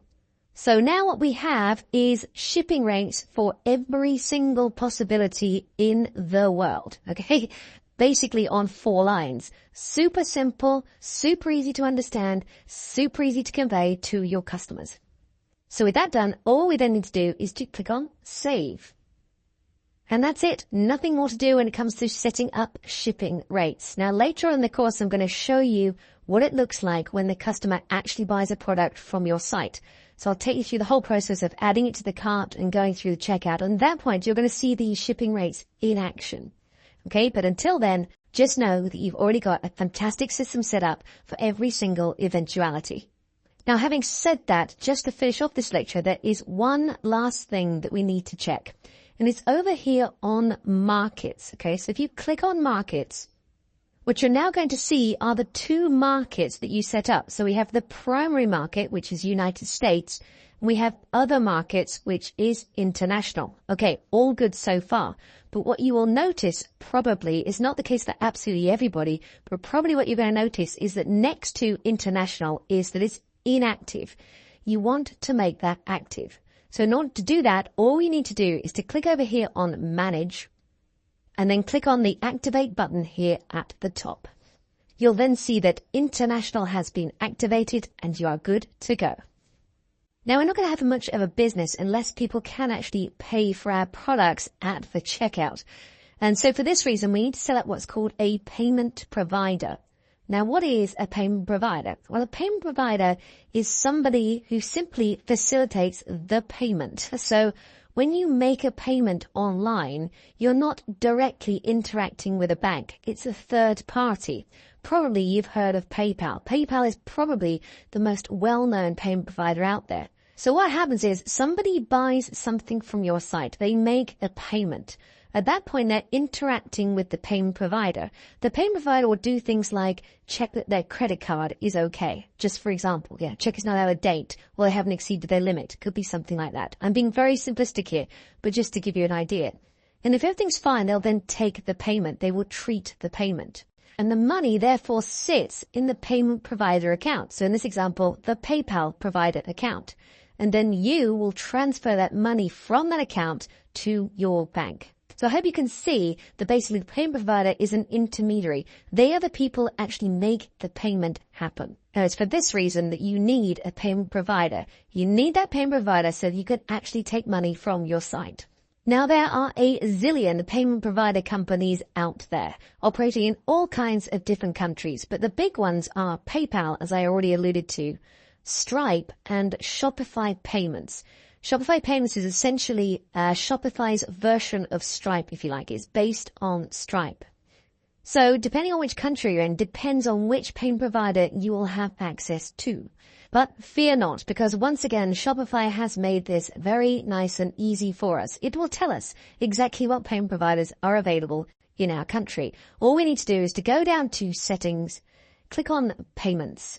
And that's when you see supported payment methods. So you can see for my country, you know I'm in Portugal right now, you can see for my country, top of the list here is PayPal. And all I would need to do in order to set this up is to click on this Complete Account Setup button. And on that note, it's typically very easy to set up a payment provider. Please don't worry that it's going to be technical. It's really not. They want your business and therefore they've made the integration as simple as possible. So in most cases, PayPal is going to be available because it's probably the most widely supported payment provider out there. But you might see Shopify Payments, and I say might because it's not available in every single country. In fact, if you have a look at the list here, you'll see the countries where it's currently available. So Australia, Austria, Belgium, all the way down to the United States. Note Portugal isn't on there, and that's the reason why I'm not seeing it. But if you do see Shopify Payments, then it's going to be here under your supported payment methods. And if you have it, I would strongly suggest that you take it. It is, after all, Shopify's own payment system. In addition to all of this, you might see this button here, Choose a Provider. And if you click on it, it's likely to show you the process in order to set up Stripe, the second most popular payment gateway. So as I said before, there are many, many payment gateways out there. And the problem for me teaching this course is that I have thousands and thousands of students from countries all over the world. So for me to basically direct you to the one for your country is going to be extremely difficult for me. And also, it's a bit of a moving target. But luckily, Shopify has done the heavy lifting for me. I want to show you this page. If you're under any confusion, head over to this page, shopify.com/payment-gateways, and scroll down here, and here you see everything you need to know. Payment information by country or region. Learn about payment providers in your country or your region. So you can simply come down here. Let's say you're in Latin America right now, and you're in Aruba, picking ones at random here, and I scroll down, it's going to tell me the available payment providers within Aruba. And actually this one is quite a good example because PayPal, Stripe, and Shopify Payments are not in fact available. So if you lived in Aruba, you were setting up your business here, you would need to contact one of these payment providers, but you can see that there are many. If I come out of this and I click on, for example, North America and Canada and scroll down, then I see, let's say, a much larger, as you might expect, list of available payment providers. So the point being that every single country is different. But by way of example, let's just imagine that we wanted to use 2Checkout. I am not saying that 2Checkout is a great payment provider and you must use this. I'm simply using this as an example. Right? Let's imagine we wanted to use 2Checkout. How would we actually set that on our Shopify store? What we do is we go back to the admin and we scroll down a bit here and you see this button here, Add Payment Methods. I would click on that and then I go over here to Search by Provider. And in here, I could start typing 2Checkout. It pops up in the list here. I would then click on this and go through the wizard to set that up. So I hope you can see that for the most part, Shopify has done a brilliant job of identifying the payment providers that are available for you in your country and then helping you set them up as easily as possible. So now it's your turn. Have a look and see what's available for you and go ahead and complete the setup so that you're able then to take payments on your website. So now that you've got your payment provider set up, the next thing you want to do is to make sure that you've got the correct store currency. So you can see here, I'm over on my settings and on the first one, store details. And if I scroll down a bit, you're going to see this section here, store currency. Now, this is possibly a little bit more involved than you might think. It says here the currency your products are sold in. Okay, no problem there. But you therefore need to think about the market you're going to sell in. So I said a few times now during this course that it can be a good idea to start off selling products in the United States. It is the biggest and the easiest market to get going. So therefore, if you're doing that, no matter where you live, you might want to set your store currency to US dollars, since that's where most of the people who are going to be buying your products are going to be based. Now, having said that, imagine you're in the United Kingdom and you're only ever going to sell within the United Kingdom. Then you would just leave it as pounds. Or perhaps you're only going to sell in the Eurozone, or you're only going to sell in South Africa, so it'll be the South African rand. But for the most part, we are looking to build an international business. And so therefore, the US dollar is typically a great start. And I would therefore encourage you to set this to the US dollars. Now, another thing that gets a little bit confusing sometimes is what currency are you going to receive? So let's just take the example of South Africa. Okay, the South African rand. I'll literally just pull that out of nowhere. Okay, so the South African rand. Let's imagine you've got a business in South Africa. So what's going to happen is your store is showing in US dollars. But when your customers check out, it will be converted to South African rand. Okay, so even though they're seeing prices in dollars, when they come to pay you, you will receive South African rand. Okay, so your whole business will be based in South African rand. So in other words, at that point at the checkout, at that point of purchase, it converts to whatever your local currency might be, and that will be established by your payment provider. I feel like I might have confused things a little bit there, so let me give you another example. Let's imagine you're based in Portugal. Okay, so you're using the euro. All of your business transactions are going to be in euros. All of your business recording is going to be in euros. But let's say your store is showing in US dollars. Somebody buys something from your store in US dollars. That's all great. But in your payment provider, it's going to show as euros. On your own banking, it's going to show as euros. So I hope that's clear. I wanted to put that in at this point because I often get asked that question. And so I hope I've covered that off. But nevertheless, when it comes to the store currency itself, as I said, I would strongly encourage you to set it as US dollars. So this next lecture is going to be short and sweet, but please do not underestimate its value because the tip I'm going to give you here is something that not a lot of people do, but in fact, it's a very, very good practice. So what am I talking about? I'm talking about making a test order, okay? And then brackets there, I put at least once a week. So now you've got a payment provider set up, you can make a test order. So it's very, very simple. All you got to do is put something in the checkout in your store and go and buy it for yourself, right? In other words, you're checking that your site works end to end. I do a lot of site reviews and I help a lot of people with their businesses. And often when people say I'm having problems making sales, I'll say, have you actually checked to make sure that people can buy stuff from your site? And you'd be surprised the number of times when there is a problem with the payment provider of some sort where people can't actually make a purchase from the site. So make a test order, okay? And having made it, you will see in the interface of your payment provider, whoever it is, you can simply make a refund. Make a refund to yourself. It's so easy to do. It's quick and easy, and it really, really is important. Now, having made a test order, what I suggest you then do is that whatever calendar system you have, you make a reminder every week. So that every week, whatever it is, every Friday or every Saturday morning, or it doesn't really matter as long as it's just once a week at least, go and make a test order from your site and refund yourself so that you're always certain that your site is working correctly.